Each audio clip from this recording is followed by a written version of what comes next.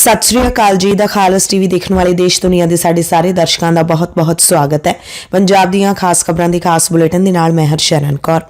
अज 7 जनवरी है, दिन शनिचरवार है। नानकशाही संमत 554 के मुताबिक अज 23 पो है। खबरों के इस खास बुलेटिन के तुहानूं सारियां वड्डियां ताज़ा ते अहम खबरां दस दिंदे हां।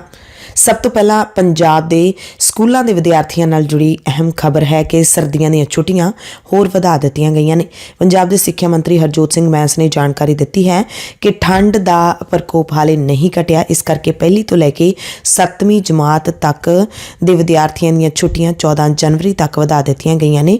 इन्हां दे स्कूल हुण 15 जनवरी नूं लगणगे, जबकि 8वीं तो 12वीं तक के जिहड़े स्कूल ने वो पहलां दे वांगू जिहड़ियां छुट्टियां वधाईयां गईयां सी 9 जनवरी तो ही लगणगे। 8वीं तो 12वीं तक के विद्यार्थियों को जिथे स्कूल जाना पवेगा उत्थे ही प्राइमरी ते सैकेंडरी विभागों के अध्यापक भी स्कूलों के हाजिर रहेंगे। स्कूलों का समा सवेरे 10 बजे तो लैके 3 बजे तक होवेगा। पंजाब दे विच सीत लहर का कहर भी लगातार जारी है। ठंड कारण सूबे दे विच 3 मौतां भी हो गईयां ने। दिल का दौरा रुकण करके पंजाब के कस्बा हाजीपुर के 3 जणिਆਂ की मौत हुई है, जिस कारण इलाके दे विच सोग की लहर है। मौसम विभाग ने पंजाब हरियाणा ते चंडीगढ़ दे विच अगले 24 घंटे संघनी धुंध पैण ते ठंड होर वधण दे आसार दिते ने। इसी तरह मौसम विभाग ने पश्चिमी हिमालय के खेत्र के 7 तो लैके 9 जनवरी तक हल्का ते दरमियाना मीह पैण की संभावना भी जताई है। मीह पैण करके धुंध तो जरूर राहत मिलेगी, पर रात के तापमान के विच जरूर वाधा हो सकता है। कश्मीर वासियों को सख्त ठंड तो कुछ राहत मिली है। घट्टो घट्ट तापमान के विच इत्थे इजाफा होया। अज तो इत्थे मौसम के विच कुछ नमी आउण की संभावना है। दिल्ली के विच भी लगातार ठंड पै रही है। राजधानी के दक्षिण पश्चिम च स्थित एक आया नगर इलाके विच घट्टो घट्ट तापमान 1.8 डिग्री सैल्सीयस दर्ज किया गया है। इसी तरह दिल्ली के सफदरजंग इलाके दे विच घट्टो घट्ट तापमान 4 डिग्री सैल्सीयस रहा, जिहड़ा कि डलहौजी, धर्मशाला ते शिमला वर्गे पहाड़ी इलाके तो भी घट रहा। दिल्ली के कौमांतरी हवाई अड्डे तो 30 उड़ाणां देरी दे नाल उड़ियां ने। पंजाब दे विच जिथे सीत लहर ने 3 जानां लै लईआं ने, उत्थे यूपी दे विच भी सीत लहर करके 25 जणिਆਂ की जान चली गई है। कल्ले कानपुर शहर का यह अंकड़ा तुहानूं दस रहे हैं। इन्हां दे विचों 17 मौतां बिना किसी डॉक्टरी इलाज तो होईआं ने, यानी कि जो तक डॉक्टर कोल पहुंचे तां मौत हो चुकी सी। डॉक्टरां कोल पहुंचण तक देरी जां डॉक्टरां दे इन्हां कोल पहुंचण तक देरी हुई। डॉक्टरां मुताबिक ठंड करके लोगों का बीपी अचानक वध रहा है। खून जम्मण करके दिल का दौरा पै रहा है ते दिमाग की नाड़ी फट रही है, यानी कि दिल के दौरे ते ब्रेन स्ट्रोक करके ये सारियां मौतां हुईआं ने। पंजाब के गाजीपुर कस्बे दे विच जिहड़ियां मौतां हुईआं ने, उन्हां दे विचों एक पिंड सैदो नौशहरा के साबका सरपंच तिलक राज ने, दूसरे बंसी लाल सेवा मुक्त प्रिंसीपल और तीसरे अश्विनी शर्मा ने। तिलक राज बीजेपी कार्यकारिणी हाजीपुर के भी मैंबर सन। सो कड़ाके की इस ठंड के विच जिन्हां नूं दिल की बीमारी है, पहलां ही दिल के रोगी ने, उन्हां नूं खास ध्यान रखने की लोड़ है। डॉक्टरां दे वल्लों दित्ती गई दवाई है जिहड़ी उस समय सिर जरूर लई जावे अते हार्ट अटैक के रिस्क फैक्टर्स नूं समझते हुए अपनी सेहत का जरूर ध्यान रखा जाए, खाण पीण का जरूर ध्यान रखा जाए। पंजाब के मुख्यमंत्री भगवंत मान की अगवाई विच कल हुई पंजाब कैबिनेट की मीटिंग दे विच कई अहम फैसले लए गए ने। वड्डा फैसला नवीं वाहन स्क्रैप नीति नूं हरी झंडी दी गई है। हुण पंजाब वासियों नूं नवीं वाहन खरीदण ते 15 तो 25% तक छूट मिलेगी। इस तरह मिल्कफेड ते मिल्क यूनियनां विच ग्रुप सी ते डेयरियां 500 असामियां भरन नूं भी हरी झंडी दी गई है। नवीं स्क्रैप नीति के तहत जिहड़े ट्रांसपोर्ट वाहन मालक ने उन्होंने 15% अते नॉन ट्रांसपोर्ट वाहन मालकां नूं 25% तक की छूट दी जाऊगी। पंजाब के 8 नौजवानों के नाल 2 ਵੱਖ-ਵੱਖ ਥਾਵਾਂ ते वड्डे हादसे वापरे ने। एक हादसा जगराऊं दे विच वापरिया है। 4 नौजवान चारे दोस्त जन्मदिन मनाउण दे लई गए सी, कार सणे नहर दे विच डिग पए। एक दी मृतक दी मिल गई है, एक लापता है ते 2 नौजवानों नूं डल्ला पिंड वासियों ने रुड़े जांदियां नूं बचा लिया। दूजे 4 नौजवानों नूं उन्हां दी मौत खिच के विदेश दे विच लै गई। चारे पंजाबी नौजवान सन। आस्ट्रेलिया के मैलबर्न दे विच विजिटर वीजे ते घुम्मण गए सन, पर हादसे का शिकार हो गए। हरपाल सिंह श्री मुक्तसर साहिब, बलजिंदर सिंह ते किशन सिंह तरनताਰਨ ਅਤੇ ਭੁਪਿੰਦਰ कुमार जलंधर का रहण वाला सी। 5ਵਾਂ दोस्त हरजिंदर भुल्लर भी नाल ही सी, बच गया ते हस्पताल दे विच जेरे इलाज है। मुढ़ली जांच दौरान पता लग्या कि कार सवारां ने सीट बैल्ट नहीं लाई सी ते सारे अणगहली दे पक्षां तो हादसे विच मारे गए। हादसे विच शामिल गड्डी दे कागजात पूरे होण करके सरकार दे वल्लों अंतिम रस्मां दे लई तय राशि जारी कीती जाऊगी। परिवार की मर्जी के मुताबिक इन्हां चारां दीयां मृतक देहां पंजाब लिआंदियां जाणगीआं अते इत्थे लिआ के ही अंतिम संस्कार किया जाएगा। ਜ਼ੀਰਾ ਦੇ ਵਿੱਚ ਸ਼ਰਾਬ ਫੈਕਟਰੀ ਦੇ ਮੂਹਰੇ ਧਰਨਾ ਲਗਾਤਾਰ ਜਾਰੀ ਹੈ। ਕੱਲ ਵੱਡਾ ਇਕੱਠ ਹੋਇਆ। ਸਾਂਝੇ ਮੋਰਚੇ ਦੇ ਵੱਲੋਂ ਰਾਜਵੀਰ ਸਿੰਘ ਨੂੰ ਸ਼ਰਧਾਂਜਲੀ ਭੇਟ ਕੀਤੀ ਗਈ ਅਤੇ ਸਰਕਾਰ ਨੂੰ 15 ਜਨਵਰੀ ਤੱਕ ਦਾ ਅਲਟੀਮੇਟਮ ਦਿੱਤਾ ਗਿਆ ਹੈ। ਸਰਕਾਰ ਦੇ ਵੱਲੋਂ ਬਣਾਈਆਂ ਗਈਆਂ ਚਾਰੇ ਕਮੇਟੀਆਂ ਦੇ ਨੁਮਾਇੰਦਿਆਂ ਨੇ ਸਾਰੇ ਸੈਂਪਲ ਲੈ ਲਏ ਨੇ ਅਤੇ 13 ਸੈਂਪਲ 3 ਵੱਖ-ਵੱਖ ਲੈਬੋਰਟਰੀਆਂ ਸ੍ਰੀ ਰਾਮ ਲੈਬੋਰਟਰੀ, ਸਾਈ ਲੈਬੋਰਟਰੀ ਪਟਿਆਲਾ ਅਤੇ CSIR IITR ਲਖਨਊ ਦੇ ਵਿੱਚ ਜਾਂਚ ਲਈ ਭੇਜੀਆਂ ਜਾਣਗੀਆਂ।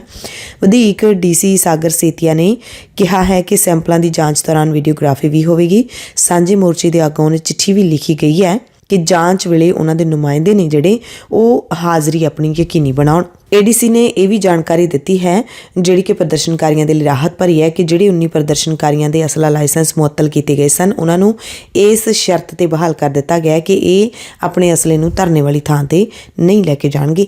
ਅੱਜ ਭਾਈ ਜਗਤਾਰ ਸਿੰਘ ਹਵਾਰਾ ਕਮੇਟੀ ਦੇ ਵੱਲੋਂ ਬੰਦੀ ਸਿੰਘਾਂ ਦੀ ਰਿਹਾਈ ਅਤੇ ਸ੍ਰੀ ਗੁਰੂ ਗ੍ਰੰਥ ਸਾਹਿਬ ਜੀ ਦੀ ਬੇਅਦਬੀ ਦੇ ਮਾਮਲੇ ਦੇ ਵਿੱਚ ਇਨਸਾਫ ਲੈਣ ਦੀ ਮੰਗ ਦੇ ਵਿੱਚ ਮੋਹਾਲੀ ਦੇ ਗੁਰਦੁਆਰਾ ਅੰਬ ਸਾਹਿਬ ਵਿਖੇ ਪੱਕਾ ਮੋਰਚਾ ਸ਼ੁਰੂ ਕੀਤਾ ਜਾਏਗਾ। ਜਲੰਧਰ ਦੇ ਲਤੀਫਪੁਰਾ ਦੇ ਵਿੱਚ ਉਜਾੜੇ ਗਏ ਸਾਰੇ ਪੀੜਤ ਲੋਕ ਹਾਲੇ ਵੀ ਧਰਨਿਆਂ ਦੇ ਉੱਤੇ ਬੈਠੇ ਨੇ ਤੇ ਇਹਨਾਂ ਪੀੜਤਾਂ ਨੇ ਗੁਜਰਾਤ ਦੇ ਹਲਦਵਾਨੀ ਇਲਾਕੇ ਦੇ ਵਿੱਚ ਉਜਾੜੇ ਜਾਣ ਵਾਲੇ ਲੋਕਾਂ ਦੇ ਲਈ ਜਿਹੜਾ ਸੁਪਰੀਮ ਕੋਰਟ ਨੇ ਫੈਸਲਾ ਲਿਆ ਹੈ, ਰਾਹਤ ਭਰਿਆ ਫੈਸਲਾ, ਉਸ ਦਾ ਇਹਨਾਂ ਪੀੜਤਾਂ ਨੇ ਸਵਾਗਤ ਕੀਤਾ ਹੈ। ਲਤੀਫਪੁਰਾ ਮੁੜ ਵਸੇਬਾ ਕਮੇਟੀ ਨੇ ਸਰਕਾਰ ਦੇ ਖਿਲਾਫ ਰੋਜ਼ਾਨਾ ਪ੍ਰਦਰਸ਼ਨ ਕਰਨ ਦਾ ਵੀ ਐਲਾਨ ਕਰ ਦਿੱਤਾ ਹੈ। ਕੱਲ ਸਰਕਾਰ ਦਾ ਪੁਤਲਾ ਓਂਕਾਰ ਚੌਂਕ ਦੇ ਵਿੱਚ ਫੂਕਿਆ ਗਿਆ ਤੇ ਰੋਜ਼ਾਨਾ ਹੁਣ ਸਰਕਾਰ ਦੇ ਪੁਤਲੇ ਫੂਕਣ ਦਾ ਐਲਾਨ ਕਰ ਦਿੱਤਾ ਗਿਆ ਹੈ ਤੇ ਇਹ ਜਿਹੜਾ ਅਲਟੀਮੇਟਮ ਸਰਕਾਰ ਨੂੰ ਦਿੱਤਾ ਗਿਆ ਕਿ ਜਦੋਂ ਤੱਕ ਲਤੀਫਪੁਰਾ ਵਾਸੀਆਂ ਦੀ ਮੁੜ ਉਸੇ ਥਾਂ ਤੇ ਘਰ ਨਹੀਂ ਬਣਾਏ ਜਾਂਦੇ ਉਦੋਂ ਤੱਕ ਮੋਰਚਾ ਜਾਰੀ ਰਹੂਗਾ। ਕਿਸਾਨ ਮਜ਼ਦੂਰ ਸੰਘਰਸ਼ ਕਮੇਟੀ ਦੇ ਵੱਲੋਂ ਵੀ ਟੋਲ ਪਲਾਜ਼ਿਆਂ ਤੇ DC ਦਫ਼ਤਰਾਂ ਦੇ ਮੂਹਰੇ ਧਰਨੇ ਉਸੇ ਤਰ੍ਹਾਂ ਜਾਰੀ ਨੇ। ਕਿਸਾਨ ਲੀਡਰਾਂ ਨੇ ਐਕਵਾਇਰ ਕੀਤੀਆਂ ਜ਼ਮੀਨਾਂ ਦਾ ਇਕਸਾਰ ਰੇਟ ਮੰਗਿਆ ਹੈ। ਭਾਰਤਮਾਲਾ ਪ੍ਰੋਜੈਕਟ ਦੇ ਅਧੀਨ ਨੈਸ਼ਨਲ ਹਾਈਵੇ ਅਥਾਰਟੀ ਦੇ ਵੱਲੋਂ ਇਹ ਜ਼ਮੀਨਾਂ ਐਕਵਾਇਰ ਕੀਤੀਆਂ ਗਈਆਂ ਨੇ। ਇਕਸਾਰ ਭਾਅ ਨਾ ਮਿਲਣ ਤੱਕ ਕਬਜ਼ੇ ਨਾ ਦੇਣ ਦਾ ਅਹਿਦ ਵੀ ਕਿਸਾਨਾਂ ਨੇ ਲਿਆ ਹੈ। ਉਧਰ ਬਠਿੰਡਾ ਦੇ ਵਿੱਚੋਂ ਲੰਘਦੀ ਸਰਹੰਦ ਫੀਡਰ ਨਹਿਰ ਨੂੰ ਪੱਕੀ ਕਰਨ ਤੇ ਕਿਸਾਨ ਧਿਰਾਂ ਆਮੋ ਸਾਹਮਣੇ ਹੋ ਗਈਆਂ ਨੇ। ਇੱਕ ਧਿਰ ਨਹਿਰ ਨੂੰ ਪੱਕੀ ਕਰਨ ਦੇ ਲਈ ਅੜ ਗਈ ਹੈ ਤੇ ਦੂਸਰੀ ਧਿਰ ਕੱਚੀ ਰੱਖਣ ਦੇ ਲਈ। ਦੋਵਾਂ ਧਿਰਾਂ ਨੇ ਆਪੋ ਆਪਣੀ ਮੰਗ ਨੂੰ ਲੈ ਕੇ ਡਿਪਟੀ ਕਮਿਸ਼ਨਰ ਨੂੰ ਮੰਗ ਪੱਤਰ ਦਿੱਤਾ ਹੈ। ਕੁਝ ਪਿੰਡਾਂ ਦਾ ਤਰਕ ਹੈ ਕਿ ਨਹਿਰ ਪੱਕੀ ਹੋਣ ਨਾਲ ਜ਼ਮੀਨ 'ਚ ਪਾਣੀ ਦੀ ਰਸਾਈ ਰੁਕ ਜਾਊਗੀ ਤੇ ਇਸ ਇਲਾਕੇ ਦੇ ਜ਼ਮੀਨ ਹੇਠਲੇ ਪਾਣੀ ਦਾ ਪੱਧਰ ਡੂੰਘਾ ਹੋ ਜਾਊਗਾ ਤੇ ਜ਼ਮੀਨਦੋਜ਼ ਪਾਣੀ ਪਹਿਲਾਂ ਹੀ ਪ੍ਰਦੂਸ਼ਿਤ ਹੈ। ਰਸਾਈ ਬੰਦ ਹੋਣ ਨਾਲ ਬਿਲਕੁਲ ਵੀ ਉਹ ਪੀਣ ਯੋਗ ਨਹੀਂ ਰਹਿਣਾ। ਪੰਜਾਬ ਕਾਂਗਰਸ ਦੇ ਸਾਬਕਾ ਪ੍ਰਧਾਨ ਨਵਜੋਤ ਸਿੰਘ ਸਿੱਧੂ ਦੀ 26 ਜਨਵਰੀ ਨੂੰ ਰਿਹਾਈ ਦੇ ਨਾਲ ਜੁੜੀ ਹੋਈ ਖਬਰ ਹੈ ਕਿ ਕੇਂਦਰ ਸਰਕਾਰ ਦੇ ਆਜ਼ਾਦੀ ਕਾ ਅੰਮ੍ਰਿਤ ਮਹੋਤਸਵ ਯੋਜਨਾ ਦੇ ਤਹਿਤ 66% ਸਜ਼ਾਵਾਂ ਪੂਰੀਆਂ ਕਰਨ ਵਾਲੇ ਕੈਦੀਆਂ ਨੂੰ 26 ਜਨਵਰੀ ਨੂੰ ਰਿਹਾ ਕਰਨ ਵਾਲੀ ਯੋਜਨਾ ਦਾ ਲਾਭ ਲੈਣ ਵਾਲਿਆਂ ਦੀ ਸੂਚੀ ਵਿੱਚ ਭਾਵੇਂ ਕਾਂਗਰਸ ਲੀਡਰ ਨਵਜੋਤ ਸਿੱਧੂ ਦਾ ਨਾਮ ਵੀ ਸ਼ਾਮਿਲ ਹੈ, ਪਰ ਫਿਰ ਵੀ ਕਾਂਗਰਸ ਨੂੰ ਸਿੱਧੂ ਦੀ ਅਗੇਤੀ ਰਿਹਾਈ ਵਿੱਚ ਪੰਜਾਬ ਸਰਕਾਰ ਵੱਲੋਂ ਕੋਈ ਅੜਿੱਕਾ ਡਾਉਣ ਦਾ ਖਦਸ਼ਾ ਹੈ। ਇਹ ਸ਼ੰਕਾ ਪਟਿਆਲਾ ਦੀ ਕੇਂਦਰੀ ਜੇਲ੍ਹ ਦੇ ਵਿੱਚ ਸਿੱਧੂ ਨੂੰ ਮਿਲਣ ਦੇ ਲਈ ਪਹੁੰਚੇ ਕਾਂਗਰਸੀ ਲੀਡਰ ਸੁਖਪਾਲ ਖਹਿਰਾ ਨੇ ਜਿਤਾਇਆ ਹੈ। ਮੁਲਾਕਾਤ ਕਰਨ ਵਾਲਿਆਂ ਦੇ ਵਿੱਚ ਕੱਲ ਟਕਸਾਲੀ ਲੀਡਰ ਲਾਲ ਸਿੰਘ ਸਣੇ ਦੋ ਸਾਬਕਾ ਪ੍ਰਧਾਨ ਸ਼ਮਸ਼ੇਰ ਸਿੰਘ ਦੁੱਲੂ ਤੇ ਮਹਿੰਦਰ ਸਿੰਘ KP ਤੇ ਨਵਤੇਜ ਸਿੰਘ ਚੀਤਾ ਵੀ ਸ਼ਾਮਲ ਸਨ। ਸੁਖਪਾਲ ਖਹਿਰਾ ਨੇ ਖਦਸ਼ਾ ਜਤਾਇਆ ਕਿ ਭਾਵੇਂ ਨਵਜੋਤ ਸਿੱਧੂ ਦਾ ਨਾਮ ਰਿਹਾ ਹੋਣ ਵਾਲੇ ਕੈਦੀਆਂ ਦੀ ਸੂਚੀ ਵਿੱਚ ਸ਼ਾਮਿਲ ਹੈ, ਪਰ ਆਮ ਆਦਮੀ ਪਾਰਟੀ ਦੀ ਸਰਕਾਰ ਸਿੱਧੂ ਨੂੰ ਹਾਲੇ ਹੋਰ ਸਮਾਂ ਜੇਲ੍ਹ ਦੇ ਵਿੱਚ ਰੱਖਣਾ ਚਾਹੁੰਦੀ ਹੈ।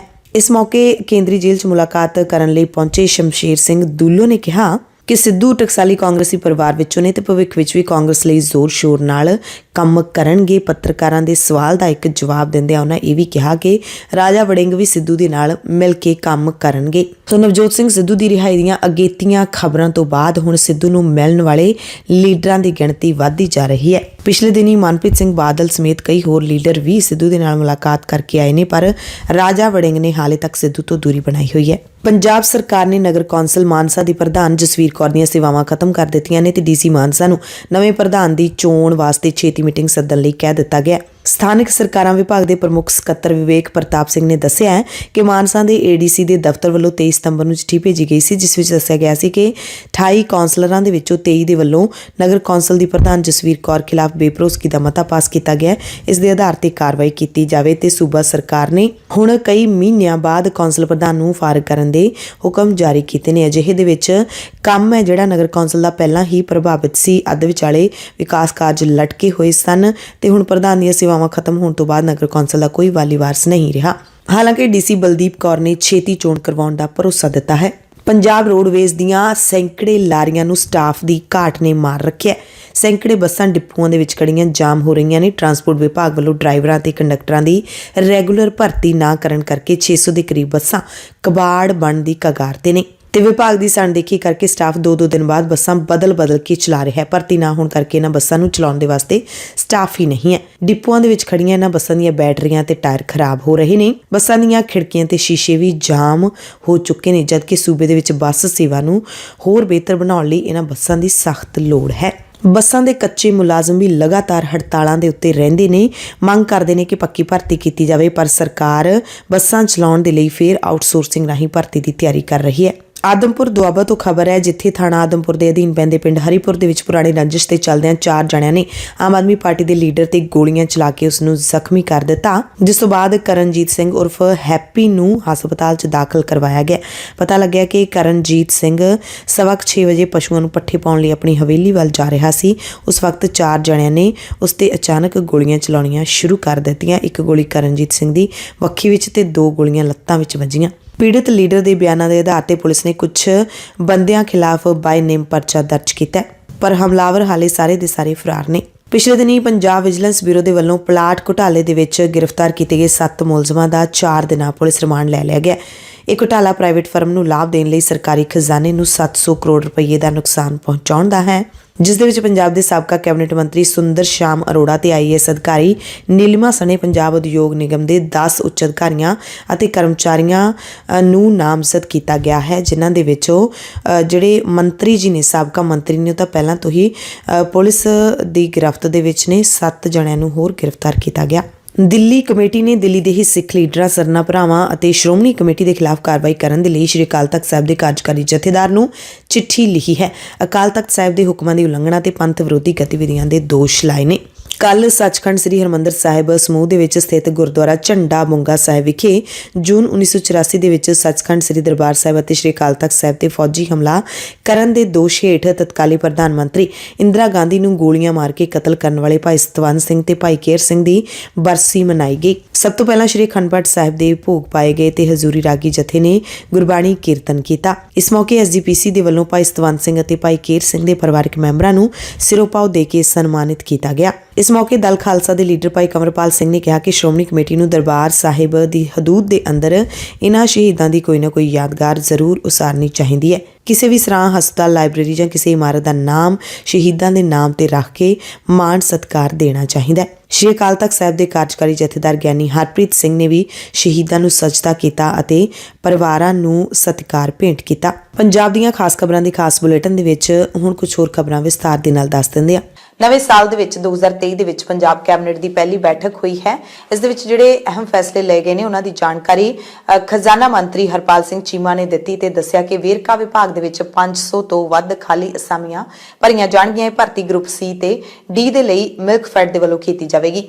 ਇਸੇ ਤਰ੍ਹਾਂ ਸਿਵਲ ਸਕੱਤਰੇਤ ਦੇ ਵਿੱਚ 150 ਸੇਵਾਦਾਰਾਂ ਤੇ 23 ਚੌਕੀਦਾਰਾਂ ਦੀਆਂ ਭਰਤੀਆਂ ਹੋਣਗੀਆਂ। ਸਕੂਲਾਂ ਦੀ ਸਾਫ਼ ਸਫਾਈ ਤੇ ਸੁਰੱਖਿਆ ਨੂੰ ਲੈ ਕੇ ਭਰਤੀਆਂ ਕੀਤੀਆਂ ਜਾਣਗੀਆਂ। 14,000 ਦੇ ਕਰੀਬ ਨੌਕਰੀਆਂ ਜਿਹੜੀਆਂ ਕਹਿੰਦੇ ਅਸੀਂ ਉਹ ਦੇ ਰਹੇ ਹਾਂ। ਸਕੂਲ ਮੈਨੇਜਮੈਂਟ ਕਮੇਟੀਆਂ ਸੁਰੱਖਿਆ ਦੇ ਲਈ ਗਾਰਡ ਅਤੇ ਸਪਾਈ ਸੇਵਕ ਰੱਖਣਗੀਆਂ। ਤਨਖਾਹ ਸਰਕਾਰ ਦੇਵੇਗੀ। 33 ਕਰੋੜ ਰੁਪਏ ਦੇ ਲਈ ਜਾਰੀ ਕੀਤੇ ਜਾਣਗੇ। ਵਿੱਤ ਮੰਤਰੀ ਨੇ ਕਿਹਾ ਕਿ ਅਧਿਆਪਕਾਂ ਦੇ ਕੋਲੋਂ ਪੜ੍ਹਾਉਣ ਦਾ ਕੰਮ ਹੀ ਲਿਆ ਜਾਏਗਾ, ਹੋਰ ਜਿਹੜੇ ਸਰਕਾਰੀ ਕੰਮ ਨੇ ਉਹ ਨਹੀਂ ਲਏ ਜਾਣਗੇ। ਮੀਟਿੰਗ ਦੇ ਵਿੱਚ ਇਹ ਵੀ ਫੈਸਲਾ ਹੋਇਆ ਹੈ ਕਿ ਪੰਜਾਬ ਡਾਇਰੈਕਟੋਰੇਟ ਹਾਇਰ ਐਜੂਕੇਸ਼ਨ ਦਾ ਨਾਮ ਬਦਲ ਦਿੱਤਾ ਜਾਵੇ ਤੇ ਨਾਮ ਵੀ ਬਦਲ ਦਿੱਤਾ ਗਿਆ। ਇਸ ਨੂੰ ਬਦਲ ਕੇ DPI ਕਾਲਜਸ ਕਰ ਦਿੱਤਾ ਗਿਆ। ਪੰਜਾਬ ਦੇ ਵਿੱਚ ਨਵੀਂ ਸਕ੍ਰੈਪਿੰਗ ਪਾਲਿਸੀ ਲਾਗੂ ਕੀਤੀ ਜਾਏਗੀ। ਇਸ ਦੇ ਤਹਿਤ ਨਵੀਆਂ ਗੱਡੀਆਂ ਦੀ RC ਹੋਵੇਗੀ। ਟੈਕਸ ਦੇ ਵਿੱਚ ਛੋਟ ਮਿਲੇਗੀ। ਜਿਹੜੀ ਵੀ ਪੁਰਾਣੀ ਗੱਡੀ ਸਕ੍ਰੈਪ ਕਰਕੇ ਨਵੀਂ ਰਜਿਸਟ੍ਰੇਸ਼ਨ ਕਰਵਾਏਗਾ ਉਸ ਨੂੰ 5 ਤੋਂ 15% ਟੈਕਸ ਦੇ ਵਿੱਚ ਛੋਟ ਦਿੱਤੀ ਜਾਵੇਗੀ।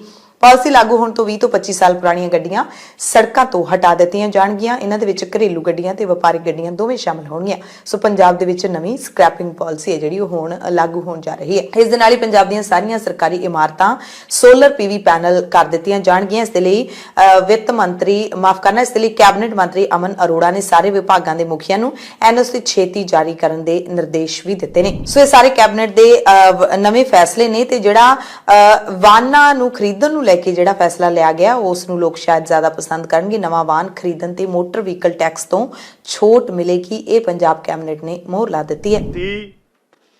ਅਤੇ ਡੀ ਦੀਆਂ ਮਿਲਕਫੈਡ ਡਿਪਾਰਟਮੈਂਟ ਜਿਹੜਾ ਹੈਗਾ ਉਹ ਭਰੂਗਾ। ਮੈਂ ਸਮਝਦਾ ਇਹਦਾ ਵੇਰਕਾ ਡਿਪਾਰਟਮੈਂਟ ਦੇ ਅੰਦਰ ਹੋਰ ਪਾਰਦਰਸ਼ਤਾ ਆਊਗੀ। ਵੇਰਕਾ ਡਿਪਾਰਟਮੈਂਟ ਦਾ ਮਿਲਕਫੈਡ ਦਾ ਜਿਹੜਾ ਕਾਰੋਬਾਰ ਆ ਉਹ ਹੋਰ ਵਧੂਗਾ। ਔਰ 500 ਅਸਾਮੀਆਂ ਨੂੰ ਅੱਜ ਕੈਬਨਿਟ ਦੇ ਪ੍ਰਵਾਨਗੀ ਦਿੱਤੀ ਆ। ਜਿੱਥੇ ਆਪਾਂ ਬੈਠੇ ਆ ਸਾਰੇ, ਇਸ ਦੇ ਅਧੀਨ ਵੀ ਇੱਥੇ ਜਿਹੜੀਆਂ 150 ਦੇ ਕਰੀਬ ਸੇਵਾਦਾਰ ਦੀਆਂ ਅਸਾਮੀਆਂ ਜਿਹੜੀਆਂ ਪ੍ਰਵਾਨਗੀ ਦਿੱਤੀ ਗਈ। ਇਹਦੇ ਨਾਲ ਹੀ 23 ਪੋਸਟਾਂ ਚੌਕੀਦਾਰਾਂ ਦੀਆਂ ਜਿਹੜੀਆਂ ਬਦਲੀ ਦੇ ਅਧੀਨ ਭਰੀਆਂ ਜਾਣਗੀਆਂ। ਪਰ ਲੇਕਿਨ 150 ਅਸਾਮੀਆਂ ਸੇਵਾਦਾਰ ਦੀਆਂ ਅਸੀਂ ਜਿਹੜੀਆਂ ਨੇ ਉਹ ਨਵੀਆਂ ਭਰਤੀ। ਟਰਾਂਸਪੋਰਟ ਦੇ ਅੰਦਰ ਬਹੁਤ ਵੱਡਾ ਅਹਿਮ ਫੈਸਲਾ ਹੋਇਆਗਾ। ਸਕ੍ਰੈਪਿੰਗ ਪਾਲਿਸੀ ਜਿਹੜੀ ਆ ਉਹਦੇ ਅਧੀਨ ਜਿਹੜੀਆਂ ਨਵੀਆਂ ਗੱਡੀਆਂ ਦੀ ਰਜਿਸਟ੍ਰੇਸ਼ਨ ਜਿਹੜੀ ਆ ਉਹ ਕੀਤੀ ਜਾਊਗੀ। ਔਰ ਉਹਦੇ ਵਿੱਚ ਅਸੀਂ ਟੈਕਸ ਦੀ ਛੋਟ ਦਿੱਤੀ ਆ। ਔਰ ਪੁਰਾਣੀਆਂ ਗੱਡੀਆਂ ਨੂੰ ਸਕ੍ਰੈਪ ਕੀਤਾ ਜਾਊਗਾ। ਔਰ ਨਵੀਆਂ ਗੱਡੀਆਂ ਜਦੋਂ ਆਉਣਗੀਆਂ, ਜਿਹੜਾ ਵੀ ਮਾਲਕ ਪੁਰਾਣੀ ਗੱਡੀ ਨੂੰ ਸਕ੍ਰੈਪ ਕਰਾਊਗਾ ਜਾਂ ਉਸ ਸਕੀਮ ਦੇ ਅਧੀਨ ਲੈ ਕੇ ਆਊਗਾ ਤਾਂ ਉਹਨੂੰ ਅਸੀਂ ਟੈਕਸ ਦੇ ਅਧੀਨ ਵੀ ਅਸੀਂ ਛੋਟ ਦੇਵਾਂਗੇ, ਜਦੋਂ ਰਜਿਸਟ੍ਰੇਸ਼ਨ ਟੈਕਸ ਦੇ ਅੰਦਰ। ਹੁਣ ਗੱਲ ਕਰਦੇ ਹਾਂ ਪੰਜਾਬ ਦੇ ਵਿੱਚ ਸ਼ੁੱਕਰਵਾਰ ਨੂੰ ਜ਼ੀਰਾ ਮੋਰਚੇ ਤੇ ਲੱਗੇ ਵੱਡੇ ਧਰਨੇ ਦੀ। ਜ਼ੀਰਾ ਦੇ ਵਿੱਚ ਪਿੰਡ ਮਨਸੂਰਵਾਲ ਕਲਾਂ ਦੇ ਵਿੱਚ ਮਾਲਬਰੋਸ ਸ਼ਰਾਬ ਫੈਕਟਰੀ ਦੇ ਬਾਹਰ ਲਗਾਤਾਰ ਲੋਕ ਬੈਠੇ ਹੋਏ ਨੇ ਤੇ ਸਰਕਾਰ ਨੂੰ ਹੁਣ 15 ਜਨਵਰੀ ਤੱਕ ਦਾ ਅਲਟੀਮੇਟਮ ਮੋਰਚੇ ਦੇ ਵੱਲੋਂ ਦਿੱਤਾ ਗਿਆ ਹੈ। ਖਾਸ ਤੌਰ ਤੇ 6 ਜਨਵਰੀ ਦਾ ਇਕੱਠ ਸੱਦਿਆ ਗਿਆ, ਜਿਸ ਦੇ ਵਿੱਚ ਸਭ ਤੋਂ ਪਹਿਲਾਂ ਜਿਹੜੇ ਮਰਹੂਮ ਨੌਜਵਾਨ ਰਾਜਵੀਰ ਸਿੰਘ ਪਿਛਲੇ ਦਿਨੀ ਜਿਨ੍ਹਾਂ ਦੀ ਮੌਤ ਹੋਈ ਹੈ ਫੈਕਟਰੀ ਦੇ ਪ੍ਰਦੂਸ਼ਿਤ ਪਾਣੀ ਕਰਕੇ ਬਿਮਾਰੀਆਂ ਲੱਗੀਆਂ, ਉਸ ਤੋਂ ਬਾਅਦ ਇਸ ਜਹਾਨੋਂ ਰਾਜਵੀਰ ਨੂੰ ਜਾਣਾ ਪਿਆ। ਅੰਤਿਮ ਅਰਦਾਸ ਹੋਈ, ਭੋਗ ਪਾਏ ਗਏ, ਪਰਿਵਾਰ ਨੂੰ ਸਨਮਾਨਿਤ ਵੀ ਕੀਤਾ ਗਿਆ। ਤਸਵੀਰਾਂ ਤੁਸੀਂ ਦੇਖ ਸਕਦੇ ਹੋ। ਉਸ ਤੋਂ ਬਾਅਦ ਇਸ ਮੋਰਚੇ ਦੇ ਵੱਲੋਂ ਕਈ ਅਹਿਮ ਫੈਸਲੇ ਲਏ ਗਏ ਨੇ। 15 ਜਨਵਰੀ ਤੱਕ ਦਾ ਅਲਟੀਮੇਟਮ ਕਾਫੀ ਅਹਿਮ ਹੈ। ਜੇ ਸਰਕਾਰ 15 ਜਨਵਰੀ ਤੱਕ ਪ੍ਰਦਰਸ਼ਨਕਾਰੀਆਂ ਦੀ ਮੰਗਾਂ ਨਹੀਂ ਮੰਨਦੀ ਤਾਂ ਅਗਲੇ ਵੱਡੇ ਐਕਸ਼ਨ ਦਾ ਐਲਾਨ ਹੋਵੇਗਾ। ਪ੍ਰਦਰਸ਼ਨਕਾਰੀਆਂ ਨੇ ਮੁੱਖ ਮੰਗਾਂ ਰੱਖੀਆਂ ਨੇ। ਮਾਲਬਰੋਸ ਫੈਕਟਰੀ ਦੀ NOC ਰੱਦ ਕੀਤੀ ਜਾਵੇ, ਮੋਰਚੇ ਦੇ ਲੋਕਾਂ ਖਿਲਾਫ ਕੀਤੇ ਗਏ ਪਰਚੇ ਵਾਪਸ ਲਏ ਜਾਣ, ਅਕਾਲ ਚੈਨਲ ਤੇ ਲਾਈ ਗਈ ਪਾਬੰਦੀ ਹਟਾਈ ਜਾਵੇ ਜਿਹੜਾ ਕਿ ਇਸ ਮੋਰਚੇ ਦੀ ਕਵਰੇਜ ਦਿਖਾ ਰਿਹਾ ਸੀ। ਪਿੰਡਾਂ ਦੇ ਜ਼ਮੀਨਾਂ ਦੇ ਹਾਈ ਕੋਰਟ ਵਿੱਚ ਪੇਸ਼ ਕੀਤੇ ਗਏ ਐਫੀਡੇਵਿਟ ਸਰਕਾਰ ਵਾਪਸ ਲਵੇ। ਮਾਰੇ ਗਏ ਨੌਜਵਾਨ ਰਾਜਵੀਰ ਸਿੰਘ ਦੀ ਮੌਤ ਲਈ ਜ਼ਿੰਮੇਦਾਰ ਦੀਪ ਮਲਹੋਤਰਾ ਤੇ ਦਫਾ 302 ਤਹਿਤ ਪਰਚਾ ਦਰਜ ਕੀਤਾ ਜਾਵੇ। ਪੰਜਾਬ ਦਾ ਹਵਾ ਦੇ ਪੰਜਾਬ ਦਾ ਪਾਣੀ ਬਚਾਉਣ ਵਾਸਤੇ ਬੈਠੇ ਲੋਕਾਂ ਤੇ ਨਜਾਇਜ਼ ਪਰਚੇ ਕੀਤੇ ਆ, ਉਹਨਾਂ ਨੂੰ ਬਹਾਲ ਕਰਾਉਣ ਵਾਸਤੇ, ਪਰਚੇ ਰੱਦ ਕਰਾਉਣ ਵਾਸਤੇ। ਅਤੇ ਸਾਡਾ ਜਿਹੜਾ ਅਕਾਲ ਚੈਨਲ ਆ ਜਿਹੜਾ ਸੱਚ ਦੀ ਆਵਾਜ਼ ਚੱਕ ਰਿਹਾ ਸੀਗਾ, ਘੱਟੋ ਘੱਟ 20 ਲੱਖ ਲੋਕਾਂ ਨਾਲ ਜੁੜਿਆ ਹੋਇਆ ਤੇ 10 ਸਾਲ ਪੁਰਾਣਾ ਸੀਗਾ, ਉਸ ਨੂੰ ਚਾਲੂ ਕਰਾਉਣ ਵਾਸਤੇ। ਅਤੇ ਸਾਡੇ ਜਿਹੜੇ ਪਿੰਡਾਂ ਦੀਆਂ ਜ਼ਮੀਨਾਂ ਇਹ ਵੀ ਜਿਹੜੀ ਹਾਈ ਕੋਰਟ ਆ ਤੇ ਸਰਕਾਰ ਰਲ ਕੇ ਇਹ ਵੀ ਦੀਪ ਮਲਹੋਤਰਾ ਨੂੰ ਦੇਣਾ ਚਾਹੁੰਦੀ ਹੈ। ਉਹ ਸਾਡੀਆਂ ਜ਼ਮੀਨਾਂ ਇਹਨਾਂ ਨੇ ਐਫੀਡੇਵਿਟ ਦੇ ਕੇ ਹਾਈ ਕੋਰਟ ਦਿੱਤੀਆਂ ਹੋਈਆਂ ਹੈ। ਅਤੇ ਜਿਹੜੀ ਚੌਥੀ ਸਾਡੀ ਮੰਗ ਆ, ਜਿਹੜਾ ਸਾਡਾ ਵੀਰ ਹੁਣ ਫੈਕਟਰੀ ਦੀ ਪੇੜਾ ਚੜਿਆ, ਉਹ ਜਿਹੜਾ ਪਰਚਾ 302 ਦਾ ਉਹ ਦੀਪ ਮਲਹੋਤਰੇ ਦੇ ਕਰਾਉਣ ਵਾਸਤੇ। ਇਹ ਹੱਥ ਬੰਨ ਕੇ ਬੇਨਤੀ ਆ ਕਿ ਜੇਕਰ ਸਰਕਾਰ ਨੇ ਇਹ ਸਾਡੀਆਂ ਮੰਗਾਂ ਨਾ ਮੰਨੀਆਂ, ਉਹ ਅਸੀਂ ਅਗਲੇ 15 ਤਰੀਕ ਤੱਕ ਕੋਈ ਵੱਡਾ ਐਕਸ਼ਨ ਲੈਣ ਵਾਸਤੇ ਮਜਬੂਰ ਹੋਵਾਂਗੇ। ਇਸ ਮੋਰਚੇ ਦੇ ਵਿੱਚ ਜਿਹੜਾ ਖਾਸ ਕਰਕੇ 6 ਜਨਵਰੀ ਦਾ ਇਕੱਠ ਹੈ, ਉਹਦੇ ਵਿੱਚ ਪੰਜਾਬ ਤੋਂ ਕਈ ਜਿਹੜੇ ਨੌਜਵਾਨ ਲੀਡਰ ਨੇ ਉਹ ਵੀ ਪਹੁੰਚੇ ਨੇ। ਫਿਲਮ ਨਿਰਦੇਸ਼ਕ ਅਮਿਤੋਜ ਮਾਨ ਪਹੁੰਚੇ, ਇਸ ਦੇ ਨਾਲ ਹੀ ਨੌਜਵਾਨ ਲੀਡਰ ਲੱਖਾ ਸਿਧਾਣਾ ਪਹੁੰਚੇ, ਸਮਾਜ ਸੇਵੀ ਲੱਖਾ ਸਿਧਾਣਾ। ਉਹਨਾਂ ਨੇ ਵੀ ਸਰਕਾਰ ਦੀ ਜਿਹੜੀ ਅਣਗਹਿਲੀ ਹੈ ਜਾਂ ਫਿਰ ਸਰਕਾਰ ਦੀ ਬੇਰੁਖੀ ਹੈ ਇਸ ਮਸਲੇ ਤੇ ਉਸ ਨੂੰ ਲਾਂਤਾਂ ਪਾਈਆਂ ਨੇ, ਨਾਲ ਹੀ ਸਰਕਾਰ ਨੂੰ ਜਾਗਣ ਲਈ ਕਿਹਾ ਹੈ। ਅਮਿਤੋਜ ਮਾਨ ਨੇ ਨਿਰਾਸ਼ਾ ਜ਼ਾਹਿਰ ਕਰਦਿਆਂ ਕਿਹਾ ਕਿ ਪੰਜਾਬ ਸਰਕਾਰ ਹੈ ਜਿਹੜੀ ਉਹ ਲੋਕਾਂ ਦੇ ਵਿੱਚ ਆਪਣੀ ਭਰੋਸੇਯੋਗਤਾ ਗੁਆ ਰਹੀ ਹੈ। ਕਿ ਨਿਰਾਸ਼ ਨਾ ਹੋਇਓ ਜੇ ਉਹ ਜੇ ਨਹੀਂ ਗਏ ਤਾਂ ਇਹ ਵੀ ਉੱਥੇ ਹੀ ਜਾਣਗੇ ਜਿੱਥੇ ਪਹਿਲੇ ਗਏ। ਨਿਰੰਤਰ ਬਦਲਾਅ ਵੱਲ ਵਧਣਾ ਪਊਗਾ, ਫਿਰ ਅਸੀਂ ਉਹ ਸਰਕਾਰ ਅਚੀਵ ਕਰਾਂਗੇ ਜਾਂ ਪ੍ਰਾਪਤ ਕਰਾਂਗੇ ਜਿਹੜੀ ਸਾਡੇ ਮਸਲੇ ਹੱਲ ਕਰੂਗੀ। ਜਦੋਂ ਕੋਈ ਹੋਰ ਰਾਜਵੀਰ ਵਰਗਾ ਮੁੰਡਾ ਸ਼ਹੀਦ ਨਹੀਂ ਹੋਊਗਾ, ਕੋਈ ਹੋਰ ਇਹੋ ਜੀ ਫੈਕਟਰੀ ਸਾਡੇ ਸਾਹਮਣੇ ਸਾਨੂੰ ਚੜਾਉਂਦੀ ਹੋਈ ਚੱਲੂਗੀ ਨਹੀਂ, ਜਿਹੜੀ ਕਿ ਵਾਤਾਵਰਣ ਤੋਂ ਲੈ ਕੇ ਲੋਕਾਂ ਦੀ ਜ਼ਿੰਦਗੀ ਨਾਲ ਖਿਲਵਾੜ ਕਰੇ। ਕੀ ਇਹ 5 ਕਮੇਟੀਆਂ ਪਹਿਲਾਂ ਨਹੀਂ ਬਣ ਸਕਦੀਆਂ ਸੀ? 5 ਮਹੀਨੇ ਪਹਿਲਾਂ ਜਾਂ ਉਦੋਂ ਹੀ ਬਣੀਆਂ ਜਦੋਂ ਸਾਰਾ ਪੰਜਾਬ ਇੱਥੇ ਆ ਗਿਆ? ਬਣ ਸਕਦੀਆਂ ਸੀ ਜੇ ਸਰਕਾਰ ਸੱਚੀ ਮੁੱਚੀ ਲੋਕਾਂ ਦੀ ਰਿਪਰੈਜ਼ੈਂਟੇਟਿਵ ਹੁੰਦੀ। ਲੱਖਾ ਸਿਧਾਣਾ ਨੇ ਕਿਹਾ ਕਿ ਪਿਛਲੇ ਦਿਨੀ ਮਰਨ ਵਾਲਾ ਨੌਜਵਾਨ ਰਾਜਵੀਰ ਸਿੰਘ ਖੁਦ ਇਹ ਗਵਾਹੀ ਦੇ ਕੇ ਗਿਆ ਹੈ, ਇੱਕ ਇੰਟਰਵਿਊ ਦੇ ਵਿੱਚੋਂ ਕਹਿ ਕੇ ਗਿਆ ਕਿ ਇਹ ਜਿਹੜਾ ਫੈਕਟਰੀ ਦੇ ਵਿੱਚੋਂ ਗੰਦ ਨਿਕਲਦਾ ਹੈ ਉਸ ਦੇ ਕਾਰਨ ਪ੍ਰਦੂਸ਼ਿਤ ਹੋਇਆ ਪਾਣੀ ਪੀਣ ਕਾਰਨ ਉਹ ਬਿਮਾਰ ਹੋਇਆ। ਇਸ ਤੋਂ ਵੱਡੀ ਗਵਾਹੀ ਕੀ ਹੋ ਸਕਦੀ ਹੈ ਤੇ ਇਸ ਮੋਰਚੇ ਦੇ ਲਈ ਸਾਰਿਆਂ ਨੂੰ ਡਟਣਾ ਚਾਹੀਦਾ ਹੈ, ਇਹ ਲੱਖੇ ਸਿਧਾਣੇ ਨੇ ਕਿਹਾ ਹੈ। ਇਹ ਆਪ ਦੇ ਆਪ ਹੀ ਪੈਰੀਂ ਅਸੀਂ ਕਹਾੜਾ ਮਾਰ ਰਹੇ ਹਾਂ। ਉਹਨਾਂ ਨੇ ਕਹਿ ਦੇਣਾ ਠੀਕ ਹੈ ਜੀ, ਤੁਸੀਂ ਜਮਨਾ ਤੋਂ ਪਾਣੀ ਮੰਗਦੇ ਹੋ, ਫਿਰ ਤੁਸੀਂ ਹੋਈਆਂ ਮਾਈਆਂ ਮੋਟੇ ਸੂਬੇ ਵੀ ਕਹਿ ਦਿੰਦੇ ਆ